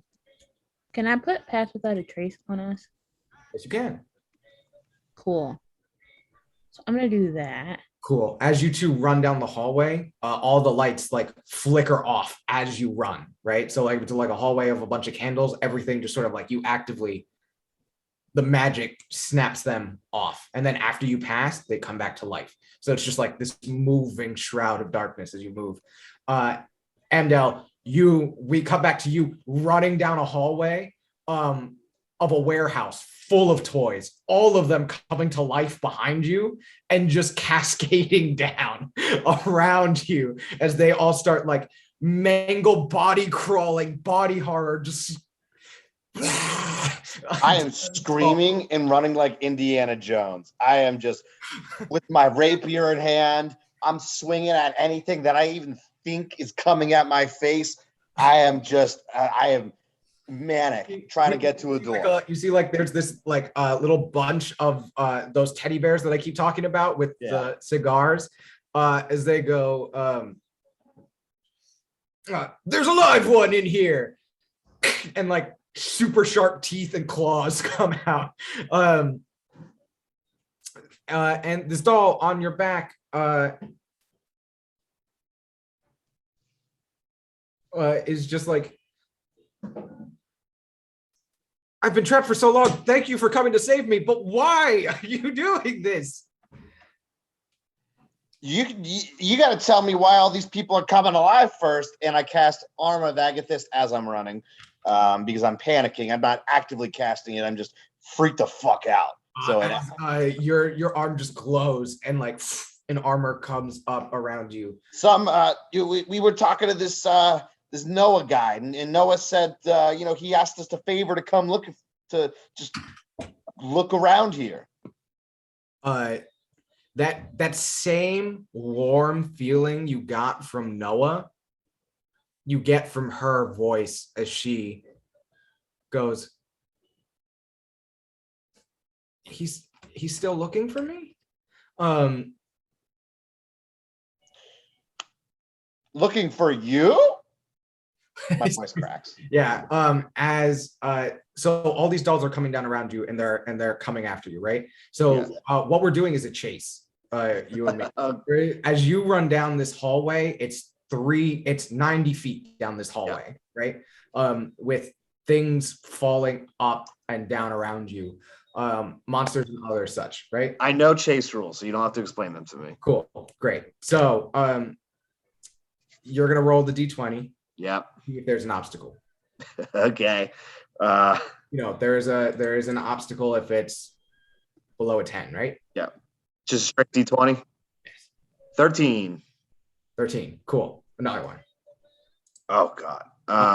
As you go, I'm gonna also let you get like each time if you get higher than a 10, you get to do some rapier attacks, right? Okay. So I'll let you also know all of these toys are swarms. So you can do attacks they're going to deal half damage because you're just swinging into a bunch of moving bodies. Okay. But they get weaker the more damage they take, right? So yeah, I'll swing away. Okay, so give me an attack roll. I don't think their ACs are too high. Well, I got 23, so. Okay, cool. So give me your damage. 6. Cool. As you smash, there's like, they're like, Niner, take her down! As these two little planes come out and they go, shooting like little tiny needles out at you, that your armor ends up just like grabbing and knocking out of the way.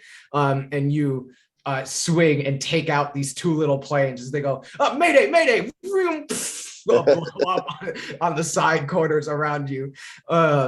Give me another roll. D20, cool. Ooh, 12.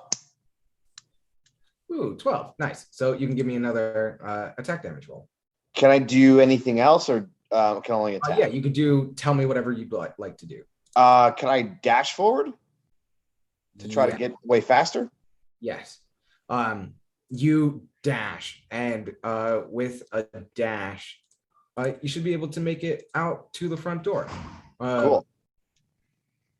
You get there as everything's piling up behind you.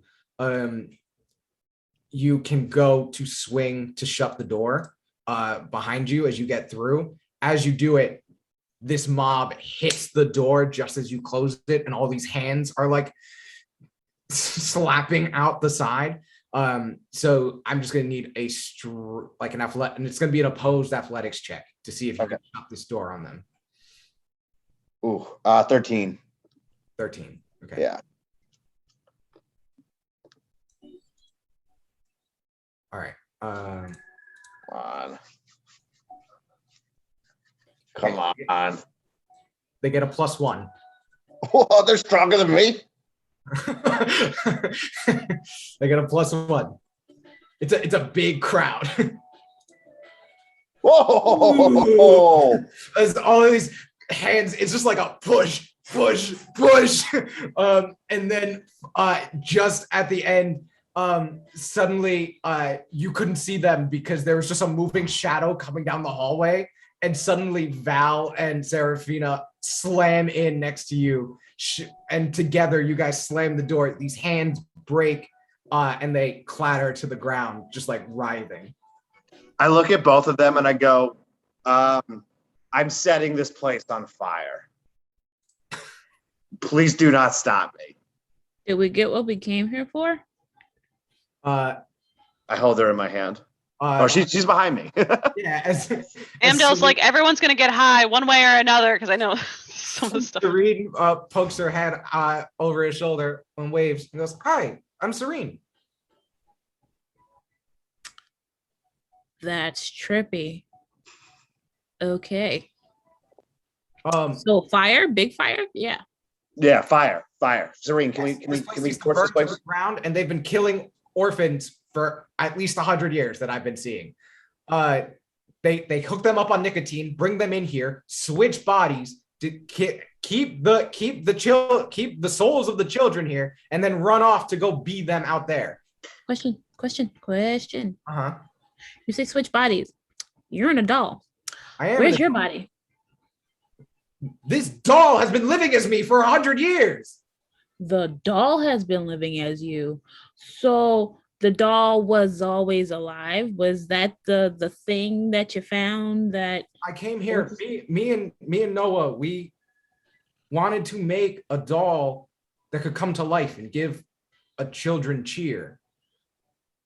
Like an orphan kid would have like a little best friend. Yeah, like you'd be able to make a best friend, so that every kid could be happy in the holidays and not be alone. And Margaret was going to be that, but we couldn't figure out the runes or the magic that needed it to happen.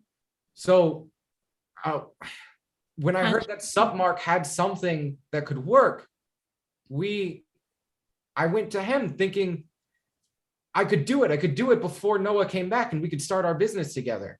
So he gave me the silver needle, but it turns out the silver needle's cursed. Once you're pricked by it, if you aren't paying attention, an hour later, you could just fall, your soul will be switched and you're stuck. But they can't destroy me. If they destroyed me, the doll, Margaret would die. How do we switch you? I need her needle and I need to prick her with it. So we can't set it on fire yet. We should set everything on fire. But I need to find Margaret. I need to find my body. She keeps the needle on her person. So what you're saying is find Margaret, stab her, then fire. Yes, and then I'll be in my own body. Margaret will be back in this doll. Sup, Mark? Apparently, you walked in front of a mirror, name backwards. It's Krampus. I messed up. Made a deal with the devil. Stupid. You guys okay if we set this on fire? Very much. Okay. Val, I know you have reservations about, setting things ablaze. Killing orphans, she said. Dead orphans.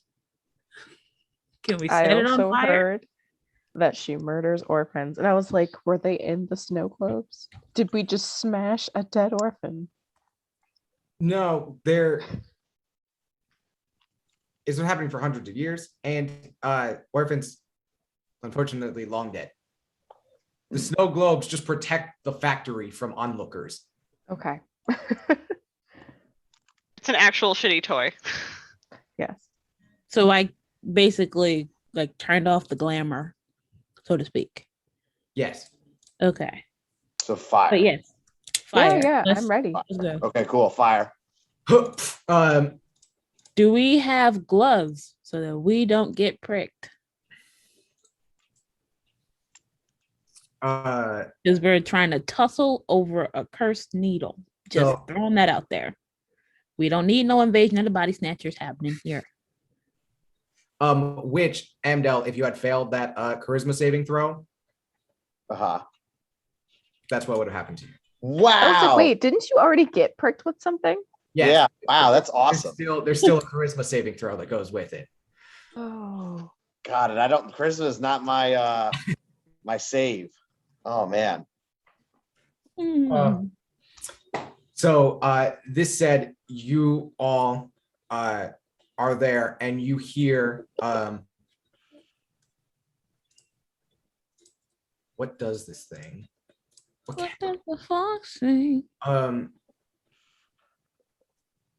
You hear basically through some intercoms in the factory. Welcome to my winter wonderland. I do see you when you are sleeping. So I will find you and you cannot escape. I have locked all the doors to this factory and I already have one of your friends. You will not be able to see her again. And it seems like none of you will be leaving alive. Or at least you all seem like fine adventurers that if I were able to have some of my dolls take your bodies, I would have my own party to cause havoc with. I asked Serene, how badly do you want to be in your body? Serene's like, yes, I've been in this body more than the other one, but I would like to feel again. Okay. Emotions is not enough. I'd be okay dying in my body. You're the only one. I don't want to die in this one. We'll find the needle. We'll just find the fucking needle. Cool. So Krampus is invisible and moving around the factory. Hold on. The pass without a trace that I used. Mm-hmm. Is that still working? Yes. Oh, sorry. You finish. Chris, do I get a turn inside the bag? Yes. Is it now? I want to let Amdal finish, and then we'll go to you. Okay, good. Where are we? Are we like, is Krampus going to come to us? Or are we going to looking for Krampus? So right now you are basically on the factory floor. Is Bubba in flight mode? Yes. I cast alarm on Bubba. So if anything besides us comes near Bubba, Bubba freaks the fuck out. What you doing to my baby? I'm making him our little alarm. Leaping alarm. Yeah. When you say So, freak out, you just mean yell, right? You're not gonna hurt him. it'll be, you know what? It'll be a little ping in our head that says Krampus is close. Cool. Okay. Cool. It's a magic beeper. Yeah.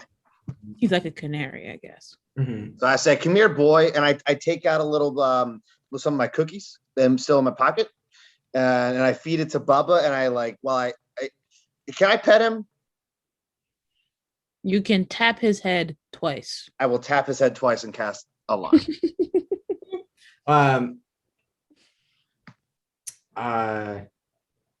Gloria, you are in the dead space. What do you do?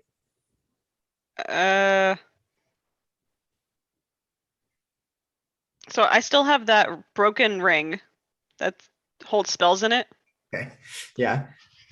Can I roll a d4 to see if it fails again? Go for it.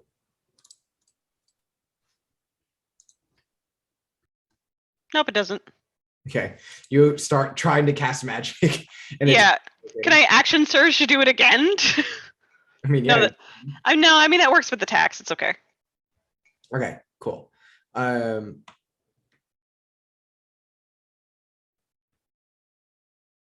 Krampus moves. What do you all do?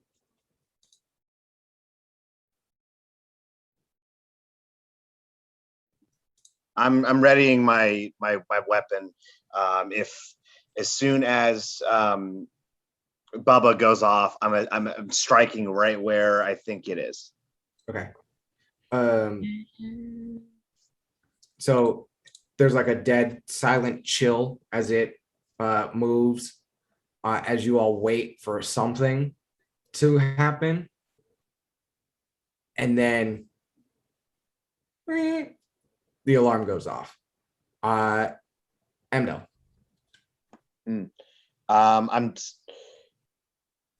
I'm gonna just oh shit, I guess I can't. I'm gonna stab close to Seraphina without hitting her and Bubba. I'm just gonna try to get wherever Bubba is and just aim for that. Excuse me? Not at Bubba, around Bubba. Go roll an attack. Cool.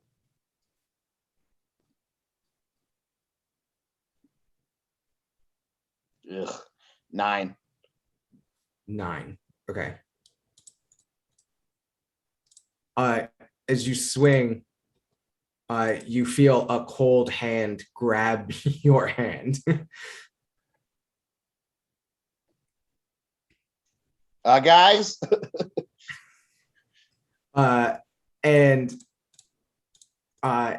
here he's going to try to get you in the bag.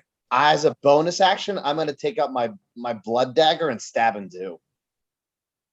While he's if he's holding me, I'm like, okay, you motherfucker. And now, so he grabs you. He goes to like grab the sack, and then you drop a dagger into your other hand and go stab. So give me another attack roll. 13. Ooh, 13. His AC is higher. As it goes into his brown. Here's a quick photo of him, so you see this horrible visage in front of you. There you go. There you go. Wonderful, beautiful. Did we go?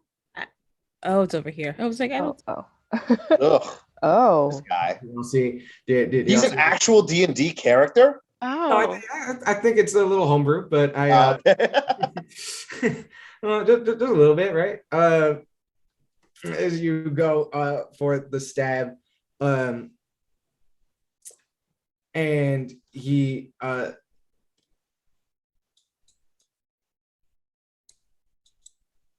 goes back with lump of coal for you.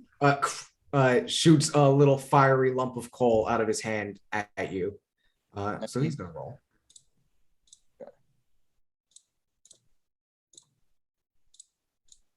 Sorry. Whew. 15. So it hits. It hits. Okay. 1d10. And I will use my reaction to have that damage. Okay, 3. Half to 1. Cool. And it is it a direct hit? I mean, it's a graze. Why? Or sorry, is it is he I think my armor of Agathis. I think it gives he'll take damage. Yeah, he's that close. Okay, yeah, then he will let's only double check it. If a creature hits you with a melee attack, creature takes 5 cold damage. 5 cold damage? Yeah. Why the hell is he not immune to cold? I was just gonna ask because he resisted. What the fuck? Whatever. 5 damage. I'll take it. As he screams, "Ah! I hate the cold." That's ironic.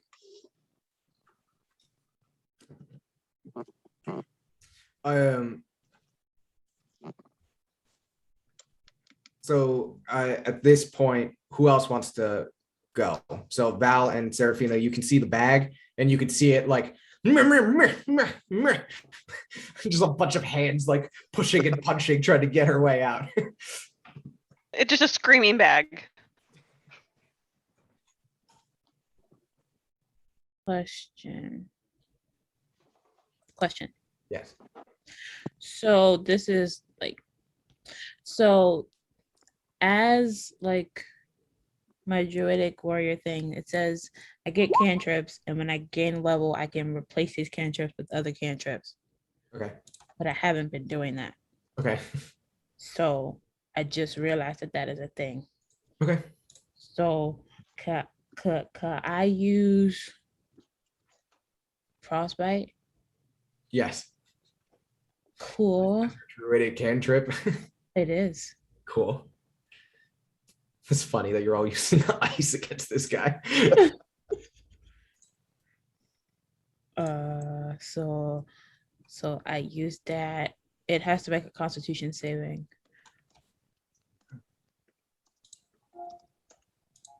Constitution saving throw. Okay. Mm-hmm. 13. His Constitution's a +3, so he beats it. So I don't think anything happens. No. Okay.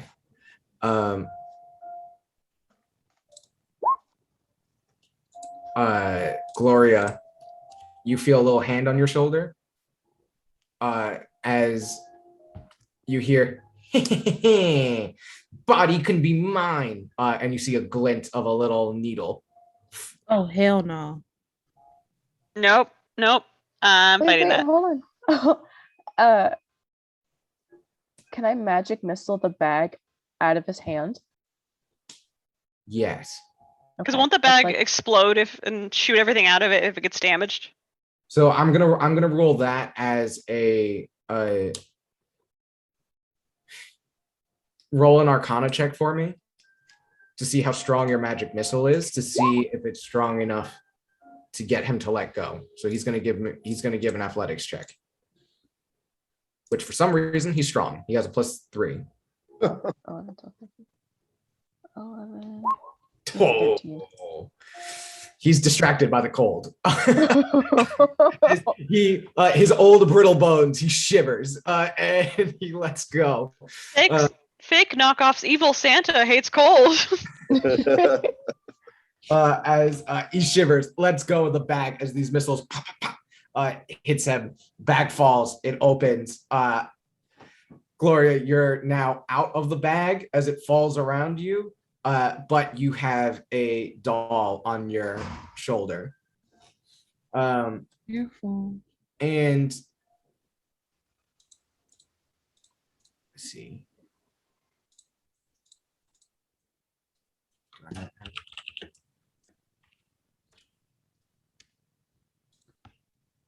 Oh, I have it in my book in front of me. That's why it's not up.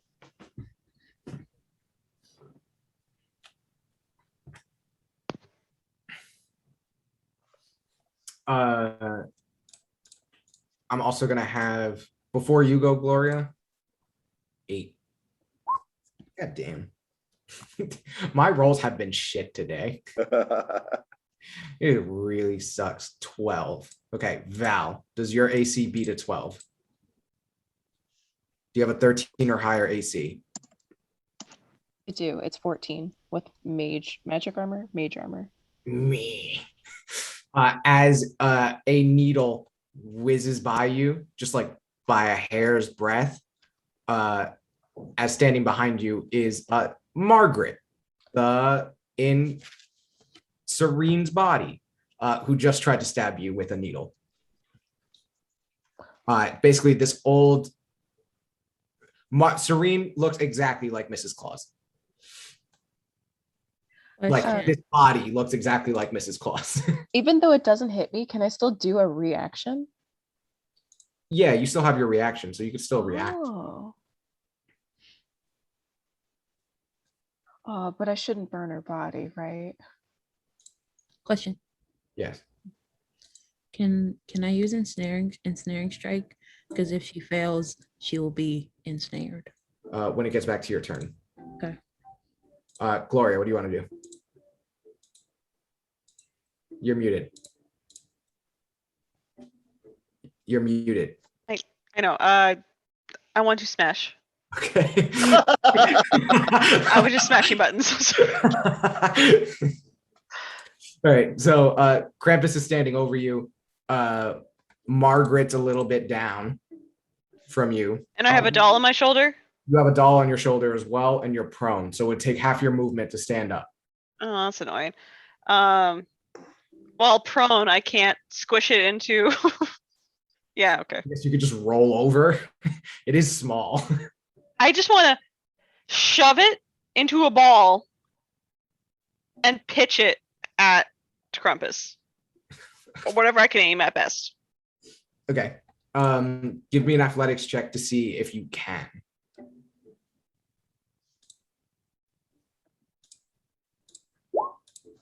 You need to beat an 8. Well, considering the fact I have a +7, this is guaranteed. Yeah, this is like a weird, creepy, oh my God, a weird, creepy porcelain doll that's just like, I will have your body. I will be super strong. Watch me take your soul.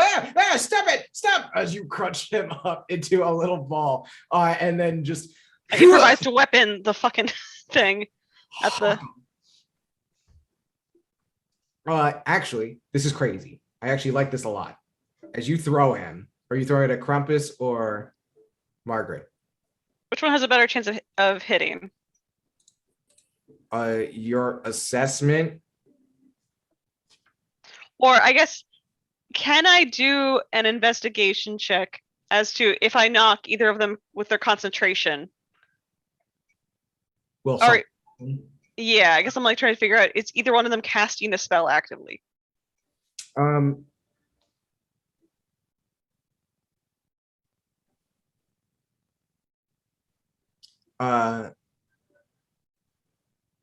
Yeah, I mean, you can give me the check if you want.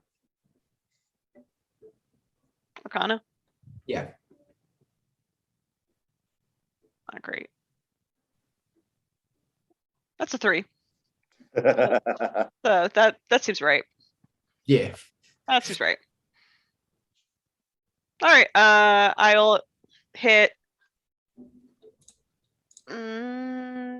Margaret.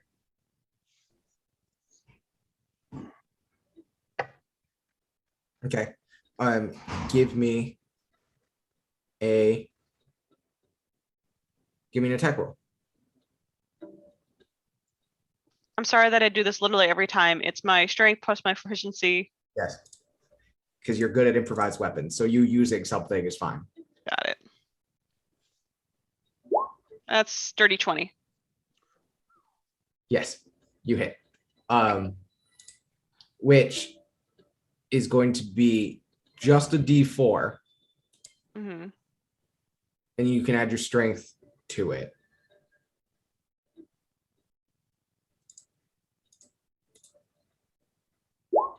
Five. 5. Okay. She, as you throw and hit her, you see her go, as she is pricked.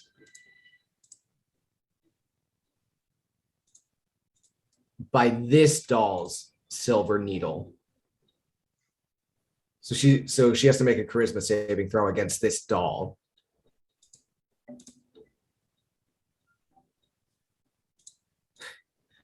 Dead saving throws. If you equal a saving throw, do you fail? Man, I think if you equal, you save, but let me double check. It should be on here. So if you equal an armor, you get hit, but if you equal Yes. saving throw, you Give me 1 second.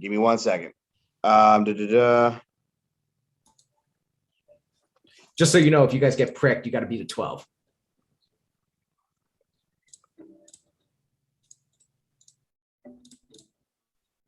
Why is that not on the rule? Okay, hold on. I'm gonna look it up on the book. Just keep going. Okay, we'll get back to it. Gloria, anything else you want to do? Yeah, so let's see.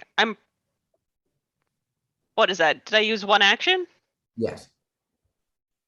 How far away is Krampus? Oh, but that's also an attack, so you can attack again for free. Mhm.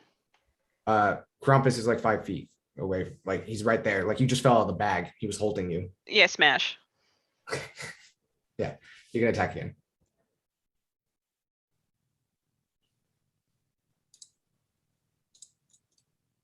Does dirty 20 hit? Yes, it does.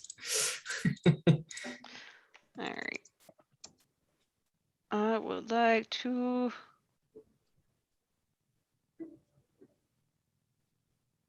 And I haven't used a bonus action yet, right? No. Okay. Yeah, I'm going to hit him and then grapple him as a bonus action. Oh.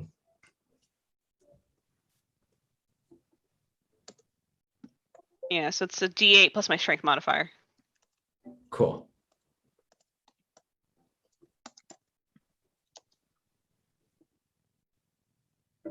So It's not oh god. 7 7 for damage. for damage. Cool. I think what you do for your grappling maneuver Mm-hmm. Is with 7, you add a D6, and then that's the DC he needs to beat to not get grabbed. So I roll a D6 now? Yes. Not plus anything? No. 4. So was it 11? 11. So he gets a +3. So he needs an 8 or lower. He swings you off as you go to grab him.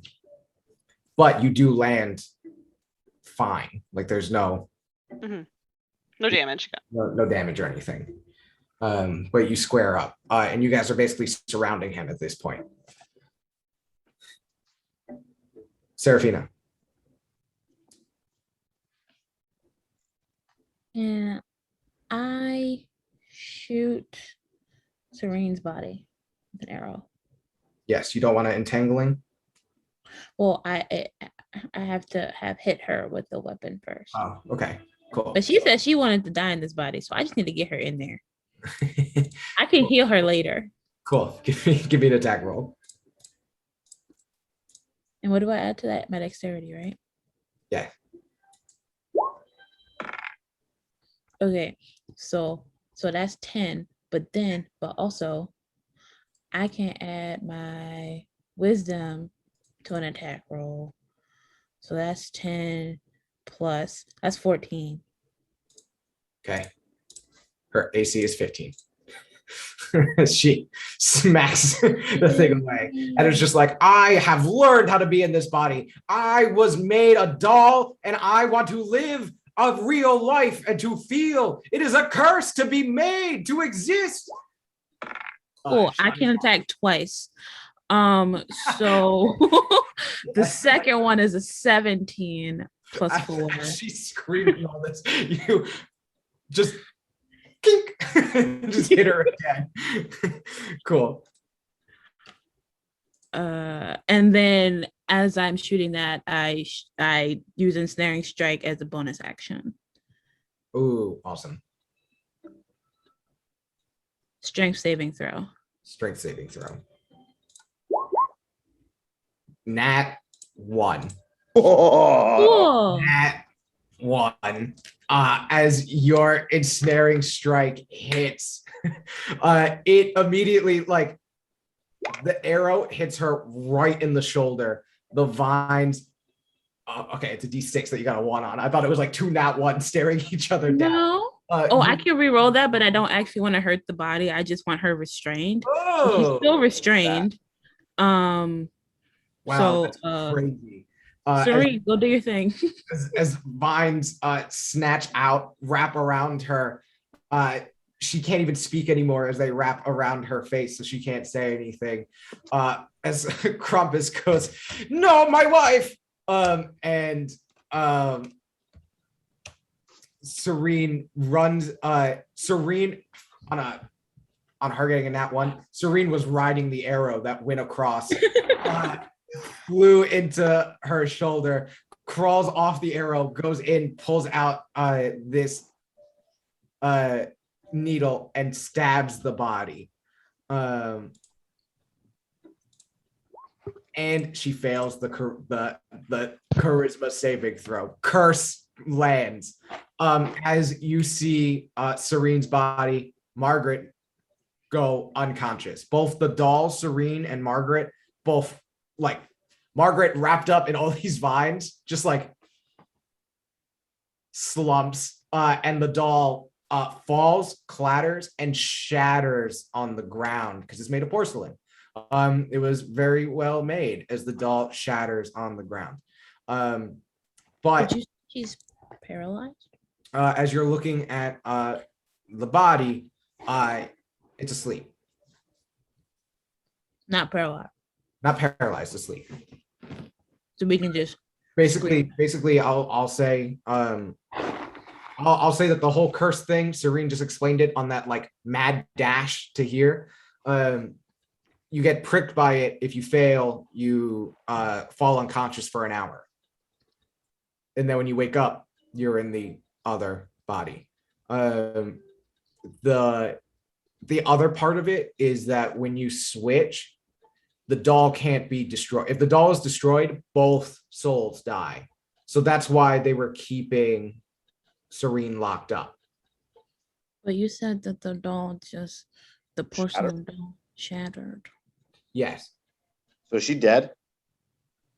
Or is that fine because the doll is back in its own body? Did we undo the what? Is it okay because the doll is back in its own body, so it doesn't matter that it shattered? Figure it out in an hour as Krampus goes, no! And he turns and casts Cone of Cold. Cone of Cold? Yes. Isn't he susceptible to cold damage? No, he's not.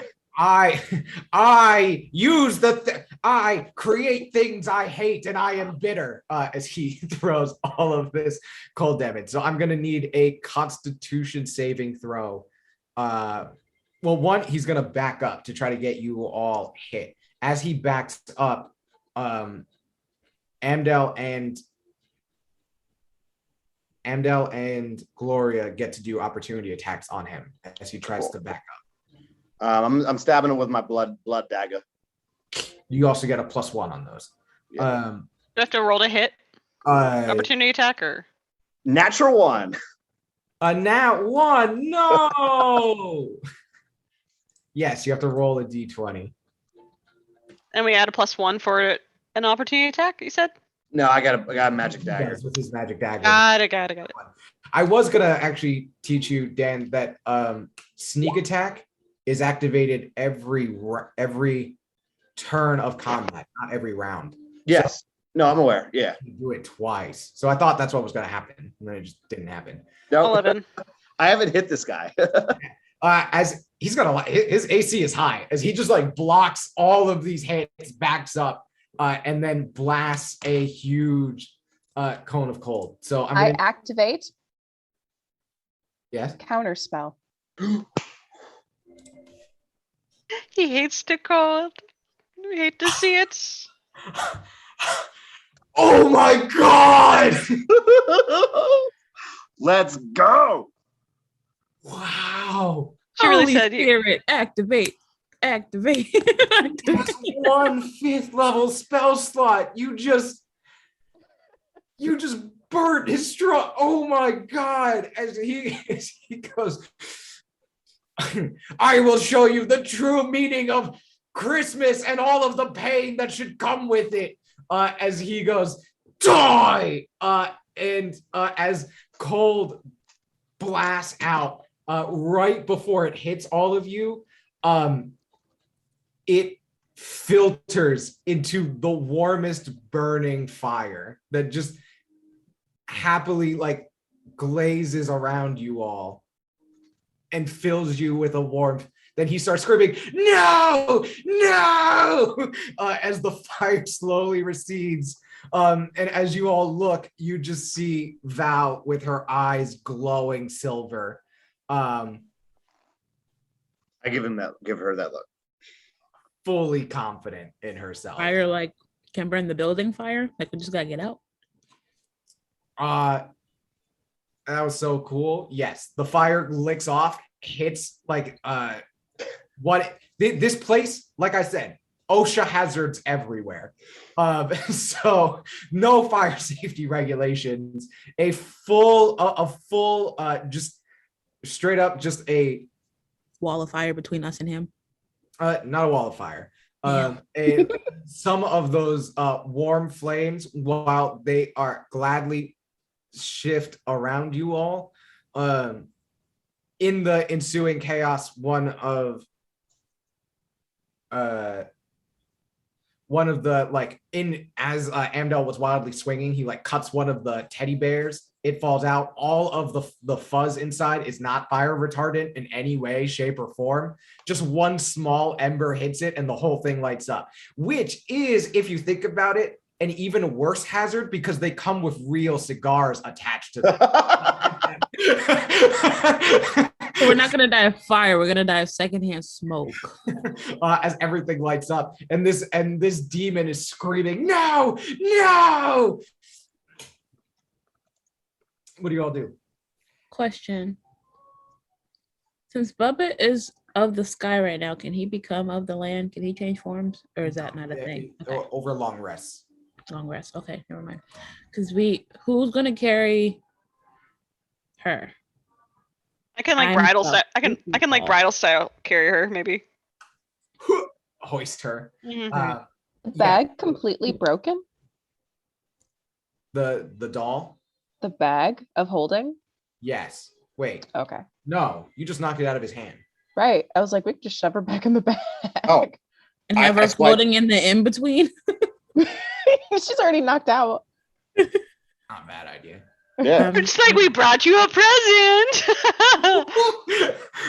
Somebody get the bag. I grab the bag. I'm the closest and I have the best grabby stats. So I grab the bag. Snatch the bag. You don't need to roll for it. You are great at it. You Yeah. grab this bag of a full Santa's sack. You just pick up, turn to move. Is there a window? I think we're on the first floor. Oh, I guess. First floor window? Yeah. OSHA violations. There is one window. Can I throw my axe at it like hatchet throwing style? I'll pick it up on the way out and we just run toward the window. Yes. Give me a, what is it? Athletics Give me an attack roll and you add your dexterity to it. to the window. Okay. 16 plus 4 is 20. Ooh. Okay. Yes. Basically everything has AC and dam and like Yeah. no, like it is glass. So you go to break it. So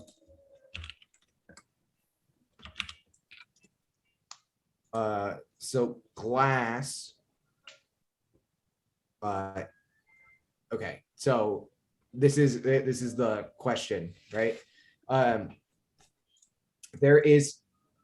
said that there was one window. I lied. There's two windows. Mhm. Do you try to break the small window, which is probably more fragile, but harder for people to squeeze through, or the Mhm. bigger window that's probably more resilient, but people can try to break through? But it's easier for everybody to get through. So before I decide, I'm gonna add my wisdom to this as well. So that was a 24 attack. Okay, sure. That helps at all. I want the one that we can fit through. Okay. You are going to do a damage. You're going to do an attack on it, right? As you throw. Mm-hmm.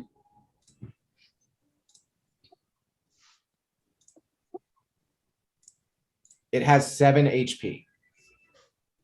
It had 2d8 health, right? So if you want to shatter it, you need to do your damage roll, which is with the axe, d4, and you add your dexterity to it. So you need to beat a 7. I thought it was a D6. Oh, The D6. Yeah. yes. Cool. So a d6. You just need to beat a 7. That's not that bad. Well, it's plus your dex and your Okay, cool. 10. yeah. A full damage. Like, yeah. You're like, I'm very good at breaking glass things. Somewhere deep in the factory, you hear a hot chocolate elemental go, "No, she was terrible." He's sitting on like a counseling couch as like a broken monkey is counseling him after what happened to him. As you throw this axe, shatters the window, and you easily fit through.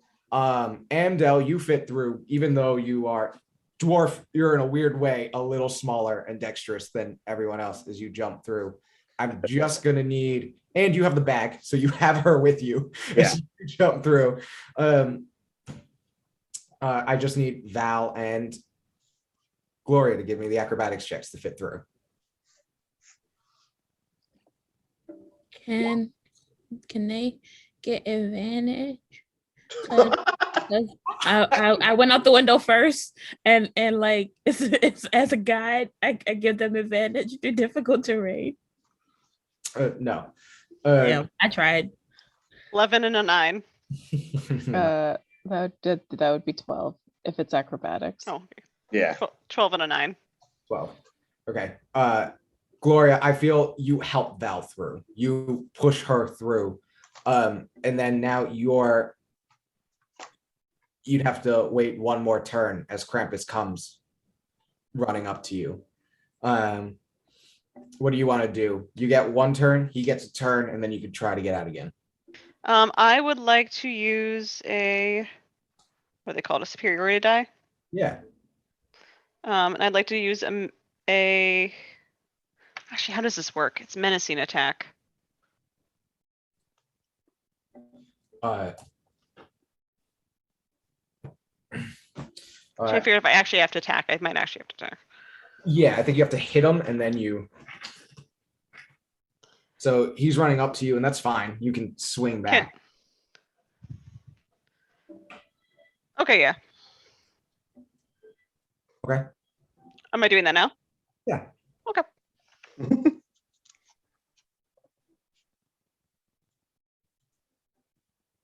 23. Okay. Yeah. Cool. Give me. Are you trying to punch him or hit him with the bat? I just want to bop him in the nose like a shark. Okay. Give me the D8. I'm just reading the details of it. When you hit a creature, this weapon with a weapon attack, you can expend a 1 superiority die to attempt to frighten your target. Okay.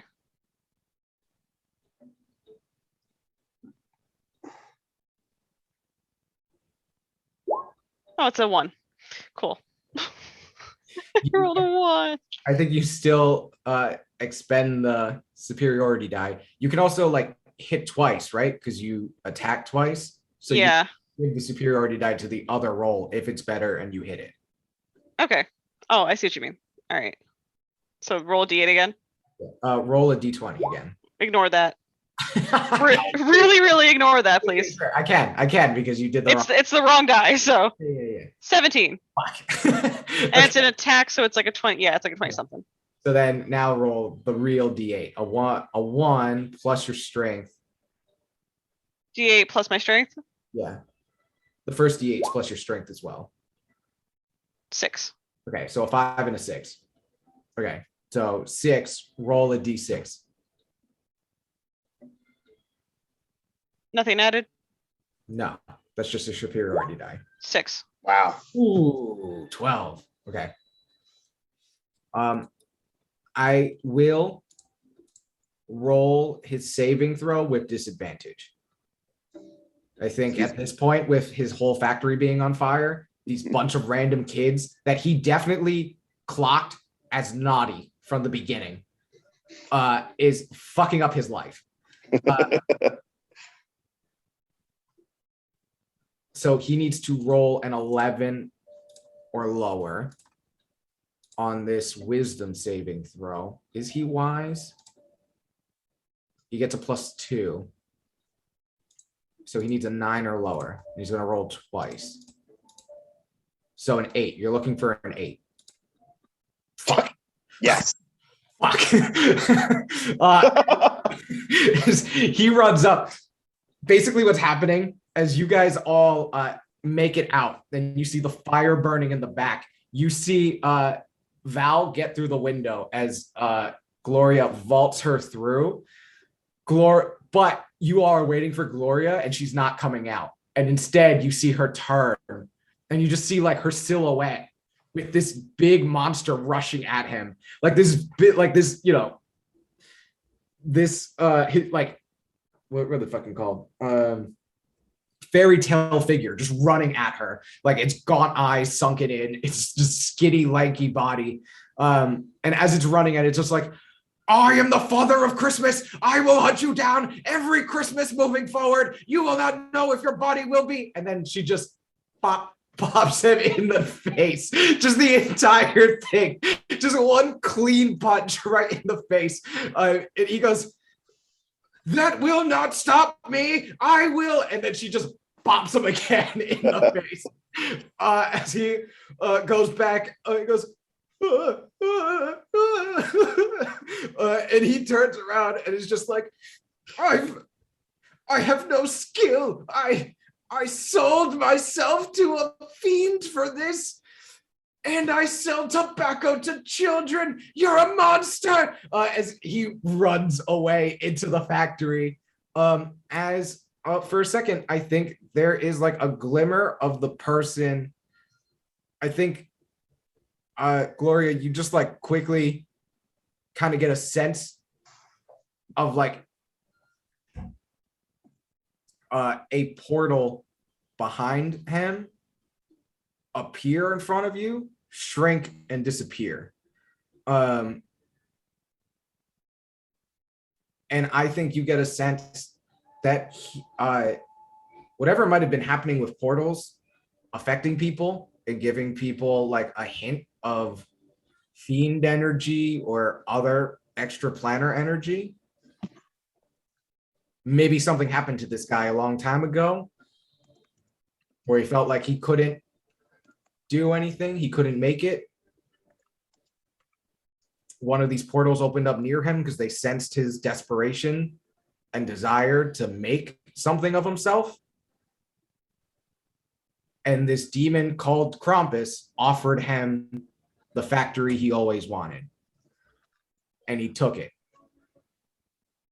And all of this in anime style, fully communicated in your fist as it breaks his nose.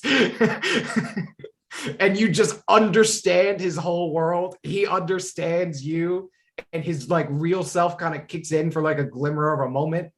And as you turn around and jump out of the window, you just see like a monster of a man and a monster fighting for control of a body as everything burns around him. And dolls break its way from the other warehouse as everything burns, and it goes full Scar Mufasa moment, like Scar from Lion King. A bunch of dolls cannibalize this demon as he becomes weak, loses control of them, and the whole factory burns behind you all. And as you leave this town with a bag full, like the slow-mo walk away. Can I say something? Yes. I imagine there's a moment where we're all just kind of like crunching through the snow, regrouping, and in a not very good singing voice, just start with Silent Night while the factory burns. Performance check with disadvantage. Yes, please, please. It's better if it's talking.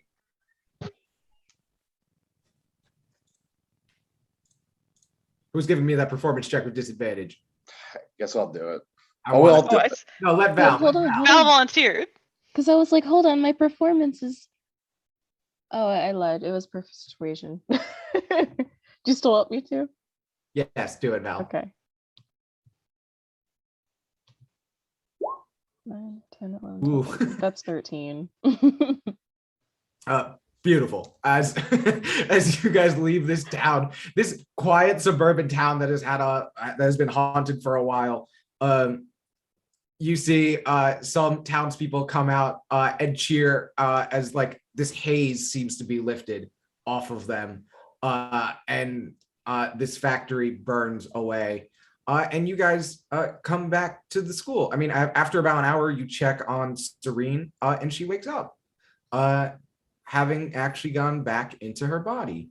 Cool. Do you want a cookie? She like feels for the first time in 100 years, and goes, "This is the first thing I've eaten. I think I've forgotten what food tastes like." And she ravenously eats that cookie and gets high as fuck. They're not wheat cookies, just regular cookies. It's like one of those, like, you like the bread, little birdie? And she's like, I fucking love this bread. As she's just like, this is what I always, food is so, I'm so hungry. As you just start finding her like Christmas pastries as you go back up, just slowly getting cookies and other types of like gumdrops for her and candy. And as you go, Seraphina, I think you more than anyone think on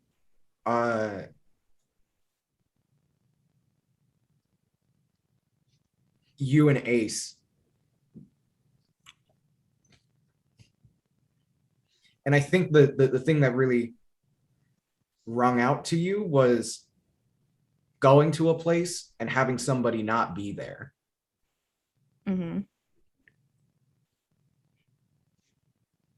that's what Noah did. And Serene wasn't there, but she wanted to be.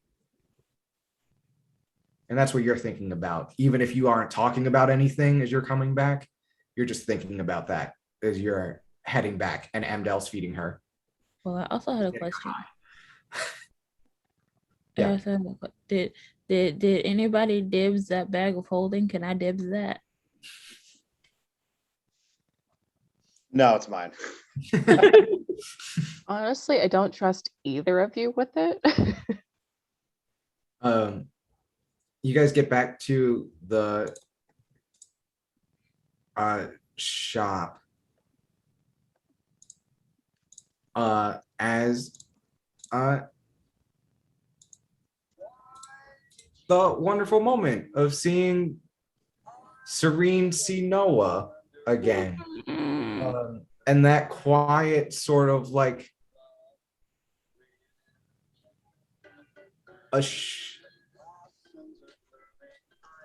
like there's a moment of where you see Noah ready to cry and apologize, and then almost just as fast Serene running up to her and giving him a hug instead.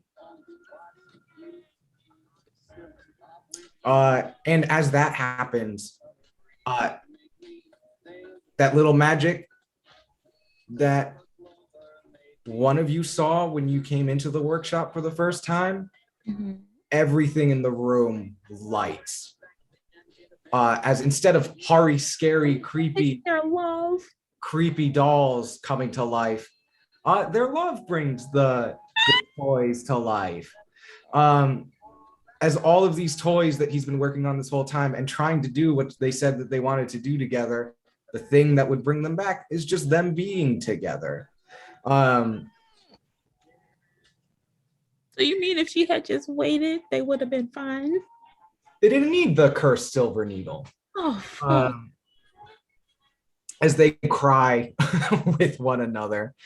And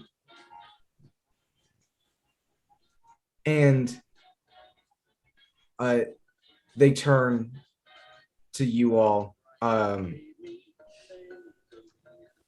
as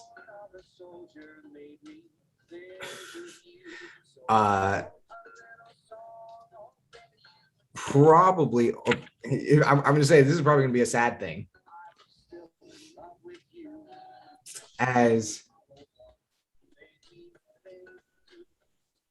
Serene says, I can't believe you waited for me. I swear if he dies. But how could you have? You're a regular human and it's been over 100 years. And he flickers in front of you all as he's a ghost. And he admits, people did call me crazy because I wanted to wait as long as I could because I didn't know if I didn't want to go anywhere as long as we're together. And as they cry and they hold each other, and these toys are coming to life, Amdal, the bag, shakes.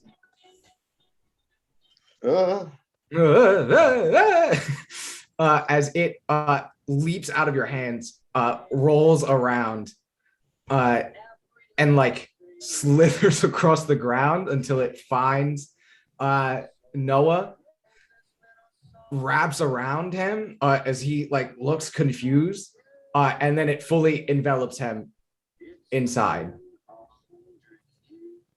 He was gonna give me a toy. As you all look confused, Serene goes to the bag, opens it, and Noah comes out looking fully like Santa Claus. Oh. As the bag needs someone to hold it. And it's found a good spirit to do it long term, as it senses real joy and love from this man. Oh, it wasn't going to be me. Or Seraphina. And for everything, the two of them turn as they are going to be able to live a good life together a little bit longer. They turn to you all, and Noah says, I cannot thank you enough, especially because now I think the bag brought me back to life a little bit fatter. I am going to actually reward you. I did come up with something that's really special. One, Val, you get to keep the dreidel. Amdal, you can't keep this bag, but how about this one? And he hands you another bag of holding. And he says it's actually a bag of gift giving, which I think is surprising for you because you damaged my things. But I thought maybe if I gave you something where you could be generous to other people, that warmth and generosity might awaken something in you that you didn't know was there. Okay. I mean, honestly, you were giving people 5 gold pieces for a Jack-in-the-Box, and you gave away all the cookies. Oh, so he does have a giving spirit. Someone's heart grew many sizes that day. So you can't pull anything more than 10 gold pieces worth out of the bag, but you can roll a d12 to pull out like a non-magical gift for somebody. So like depending on what you roll, you might pull out like a present, a gift. I'm gonna try it right now. Cool. And I got a 7, and I'm gonna hand it right to Mr. Claus. Mr. Claus. It's Mr. Calcraft, but if you want to call me Claus, sure.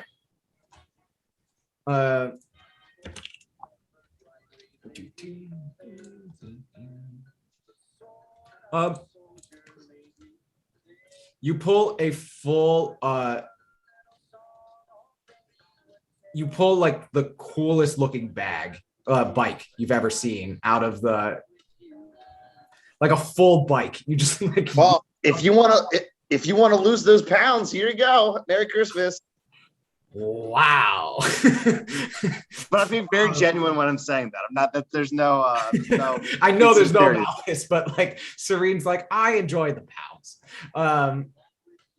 I think it'll give your voice a good tenor and bass to it, bass to it.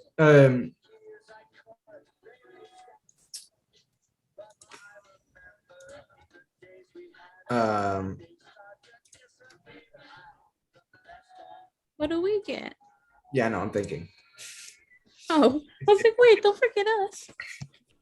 Wait, don't forget. I mean, yes, Seraphina, you're going through the whole like, please, Santa, pay attention to me.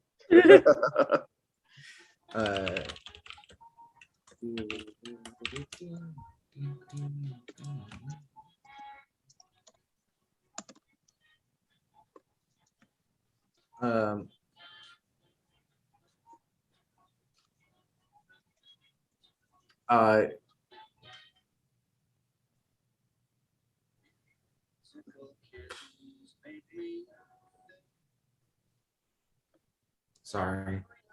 I'm just trying to see if any of these things make sense.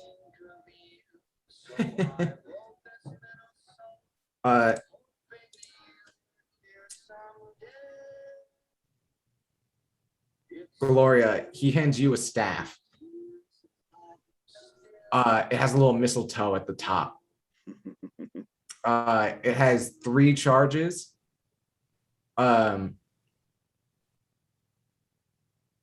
You can, even though you're not magical, you can still cast command from it.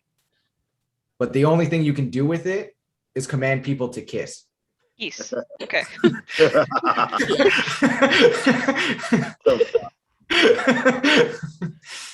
Don't you see relationships or something? Am I thinking of a different character? No, that was your other character. That was my old character. I was like, wait, It's a nice callback. Yeah. Relationships. It has 3 charges. It regains 1d4 minus 1 charges at midnight. But it only works if it's consensual. Okay. Like you'll point it and it'll just do nothing. That's all that happened. And then for Seraphina, Santa gives you a big hug. Aww. And you look angrily. He goes, as he lets go, he puts some headphones on your head that can play your favorite song whenever you want to listen to it. And it is actually, you have to attune to it. So like it'll take up one of your attunement slots. Everybody gets 3. It is the headphones of confined spaces. So you can squeeze through any chimney, flue, or air duct, regardless of how narrow the opening is, as long as you have your headphones. Interesting. You talk about being sneaky. Oh God.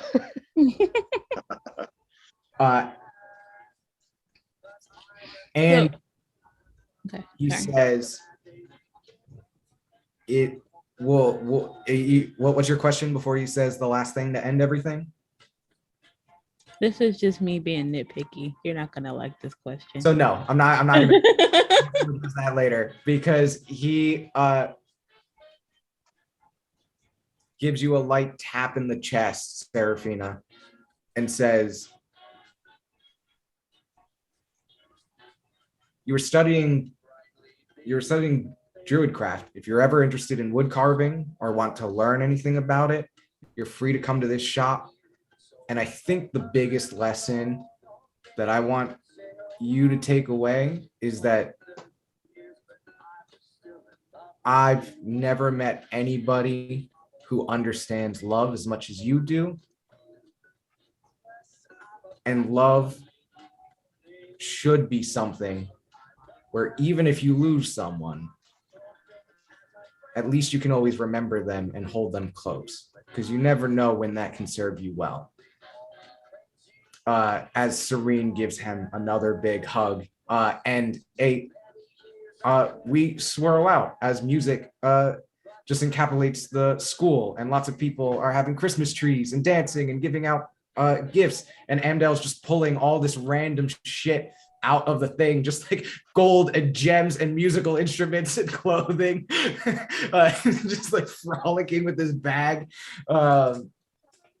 Seraphina, you start like elevator shooting yourself through a bunch of places. I